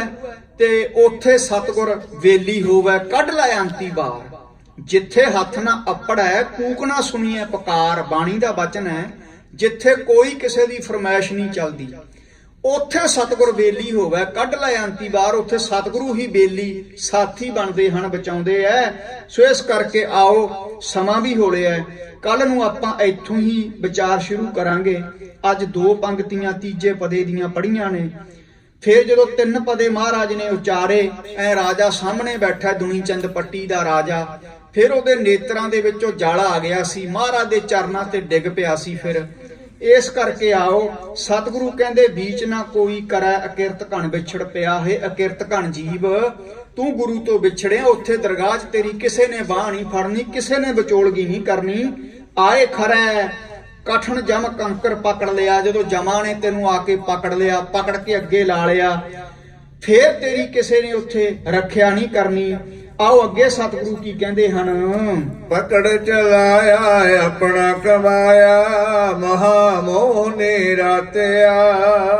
ਜਦੋਂ ਸਾਧ ਸੰਗਤ ਜੀ ਪਕੜ ਚਲਾਇਆ ਆਪਣਾ ਕਮਾਇਆ, ਜਦੋਂ ਜਮਨ ਪਕੜ ਕੇ ਤੁਰਦੇ ਉਹ ਕਹਿੰਦੇ ਨੇ ਭਾਈ ਤੂੰ ਆਪਣੇ ਕੀਤੇ ਦਾ ਕਰਮ, ਜਿਹੜਾ ਕੀਤਾ ਕਰਮ ਹੈ ਉਹ ਭੋਗ ਰਿਹਾ ਹੈ, ਕਿਉਂਕਿ ਤੈਂ ਮਾੜਾ ਕੀਤਾ ਇਹਦੇ ਕਰਕੇ ਅਸੀਂ ਤੈਨੂੰ ਪਕੜ ਕੇ ਅੱਗੇ ਲਾ ਲਿਆ।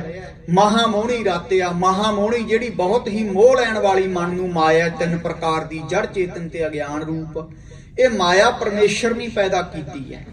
ਸੋ ਇਸ ਕਰਕੇ ਤੂੰ ਇਹਦੇ ਵਿੱਚ ਹੀ ਰਤਿਆ ਰਿਹਾ, ਉਹਦੀ ਮਾਇਆ 'ਚ, ਉਹਨੂੰ ਯਾਦ ਨਹੀਂ ਕੀਤਾ। ਇਸ ਕਰਕੇ ਹੁਣ ਸਾਡੇ ਨਾਲ ਚੱਲ, ਪਕੜ ਚਲਾਇਆ ਆਪਣਾ ਕਮਾਇਆ। ਜਮ ਕਹਿੰਦੇ ਅਸੀਂ ਤੈਨੂੰ ਸਜ਼ਾ ਨਹੀਂ ਦੇ ਰਹੇ, ਤੂੰ ਆਪਣੇ ਕੀਤੇ ਦਾ ਫਲ ਪਾ ਰਹੇ ਹੈ। ਆ ਪਕੜ ਚਲਾਇਆ ਆਪਣਾ ਕਮਾਇਆ ਦਾ ਅਰਥ ਇਹ ਹੈ, ਆਪਣੇ ਕੀਤੇ ਦਾ ਫਲ ਪਾ ਰਹੇ ਹੈ, ਕਿਉਂਕਿ ਤੂੰ ਮਹਾਮੋਹਣੀ ਰਾਤਿਆ, ਤੂੰ ਮਹਾਮੋਹਣੀ ਦੇ ਵਿੱਚ ਰਤਿਆ ਰਿਹਾ, ਪਰਮੇਸ਼ਰ ਦੇ ਨਾਮ 'ਚ ਨਹੀਂ ਜੁੜਿਆ। ਇਸ ਕਰਕੇ ਸਾਡੇ ਨਾਲ ਤੁਰ ਹੁਣ। ਗੁਣ ਗੋਵਿੰਦ ਗੁਰਮੁਖ ਨਾ ਜਪਿਆ, ਤਪ ਥਮ ਗਲ ਲਾਤਿਆ। ਗੁਣ ਗੋਬਿੰਦ ਤੈ ਗੋਬਿੰਦ ਦੇ ਗੁਣ ਨਹੀਂ ਗਾਏ ਕਦੇ। ਗੁਰਮੁਖ ਮੁਖੀ ਗੁਰੂ ਤੋਂ ਉਪਦੇਸ਼ ਲੈ ਕੇ, ਗੁਰਮੁਖ ਦਾ ਅਰਥ ਹੁੰਦਾ ਜਿਹੜਾ ਗੁਰੂ ਨੂੰ ਮੁਖੀ ਮੰਨ ਕੇ ਚੱਲਦਾ। ਤੂੰ ਗੁਰਮੁਖ ਬਣ ਕੇ ਕਦੇ ਨਾਮ ਨਹੀਂ ਜਪਿਆ, ਤੇ ਫਿਰ ਹੁਣ ਤੈਨੂੰ ਦਰਗਾਹ ਦੇ ਵਿੱਚ ਤੱਤੇ ਥੰਮਾਂ ਦੇ ਨਾਲ ਤੈਨੂੰ ਲਾਇਆ ਜਾਵੇਗਾ, ਸਜ਼ਾ ਦਿੱਤੀ ਜਾਵੇਗੀ ਪਰਲੋਕ ਦੇ ਵਿੱਚ। ਕਾਮ ਕ੍ਰੋਧ ਅਹੰਕਾਰ ਮੂਠਾ, ਖੋਏ ਗਿਆਨ ਪਛਤਾਪਿਆ। ਤੈਂ ਤਾਂ ਆਪਣੇ ਆਪ ਨੂੰ ਕਾਮ ਕ੍ਰੋਧ ਅਹੰਕਾਰ, ਇਹ 5 ਪ੍ਰਕਾਰ ਦੇ ਵਿਕਾਰ ਨੇ ਨਾ, ਮੂਠਾ ਦਾ ਭਾਵ ਲੁਟਾ ਦਿੱਤਾ। ਇਹਨਾਂ 'ਚ ਪੈ ਕੇ ਆਪਣੇ ਆਪ ਨੂੰ ਤੈਂ ਲੁਟਾ ਦਿੱਤਾ। ਖੋਏ ਗਿਆਨ ਪਛਤਾਪਿਆ, ਸਰੂਪ ਦਾ ਜਿਹੜਾ ਗਿਆਨ ਪ੍ਰਾਪਤ ਕਰਨਾ ਸੀ ਕਿ ਤੇਰਾ ਆਤਮਿਕ ਸਰੂਪ ਹੈ, ਉਹ ਤਾਂ ਤੈਂ ਖੋ ਦਿੱਤਾ ਗਿਆਨ ਨੂੰ। ਕਾਮ ਕ੍ਰੋਧ ਅਹੰਕਾਰ ਮੂਠਾ, ਇਸੇ ਵਿੱਚ ਹੀ ਆਪਣੇ ਆਪ ਨੂੰ ਕਾਮ ਕ੍ਰੋਧ ਵਿਕਾਰਾਂ ਦੇ ਵਿੱਚ ਪੈ ਕੇ ਲੁਟਾ ਦਿੱਤਾ, ਤੇ ਸਰੂਪ ਰੂਪ ਗਿਆਨ ਦੀ ਪ੍ਰਾਪਤੀ ਨਾ ਹੋਣ ਕਰਕੇ ਤੂੰ ਪਛਤਾਉਂਦਾ ਹੀ ਚਲਿਆ ਗਿਆ ਸੰਸਾਰ ਤੋਂ।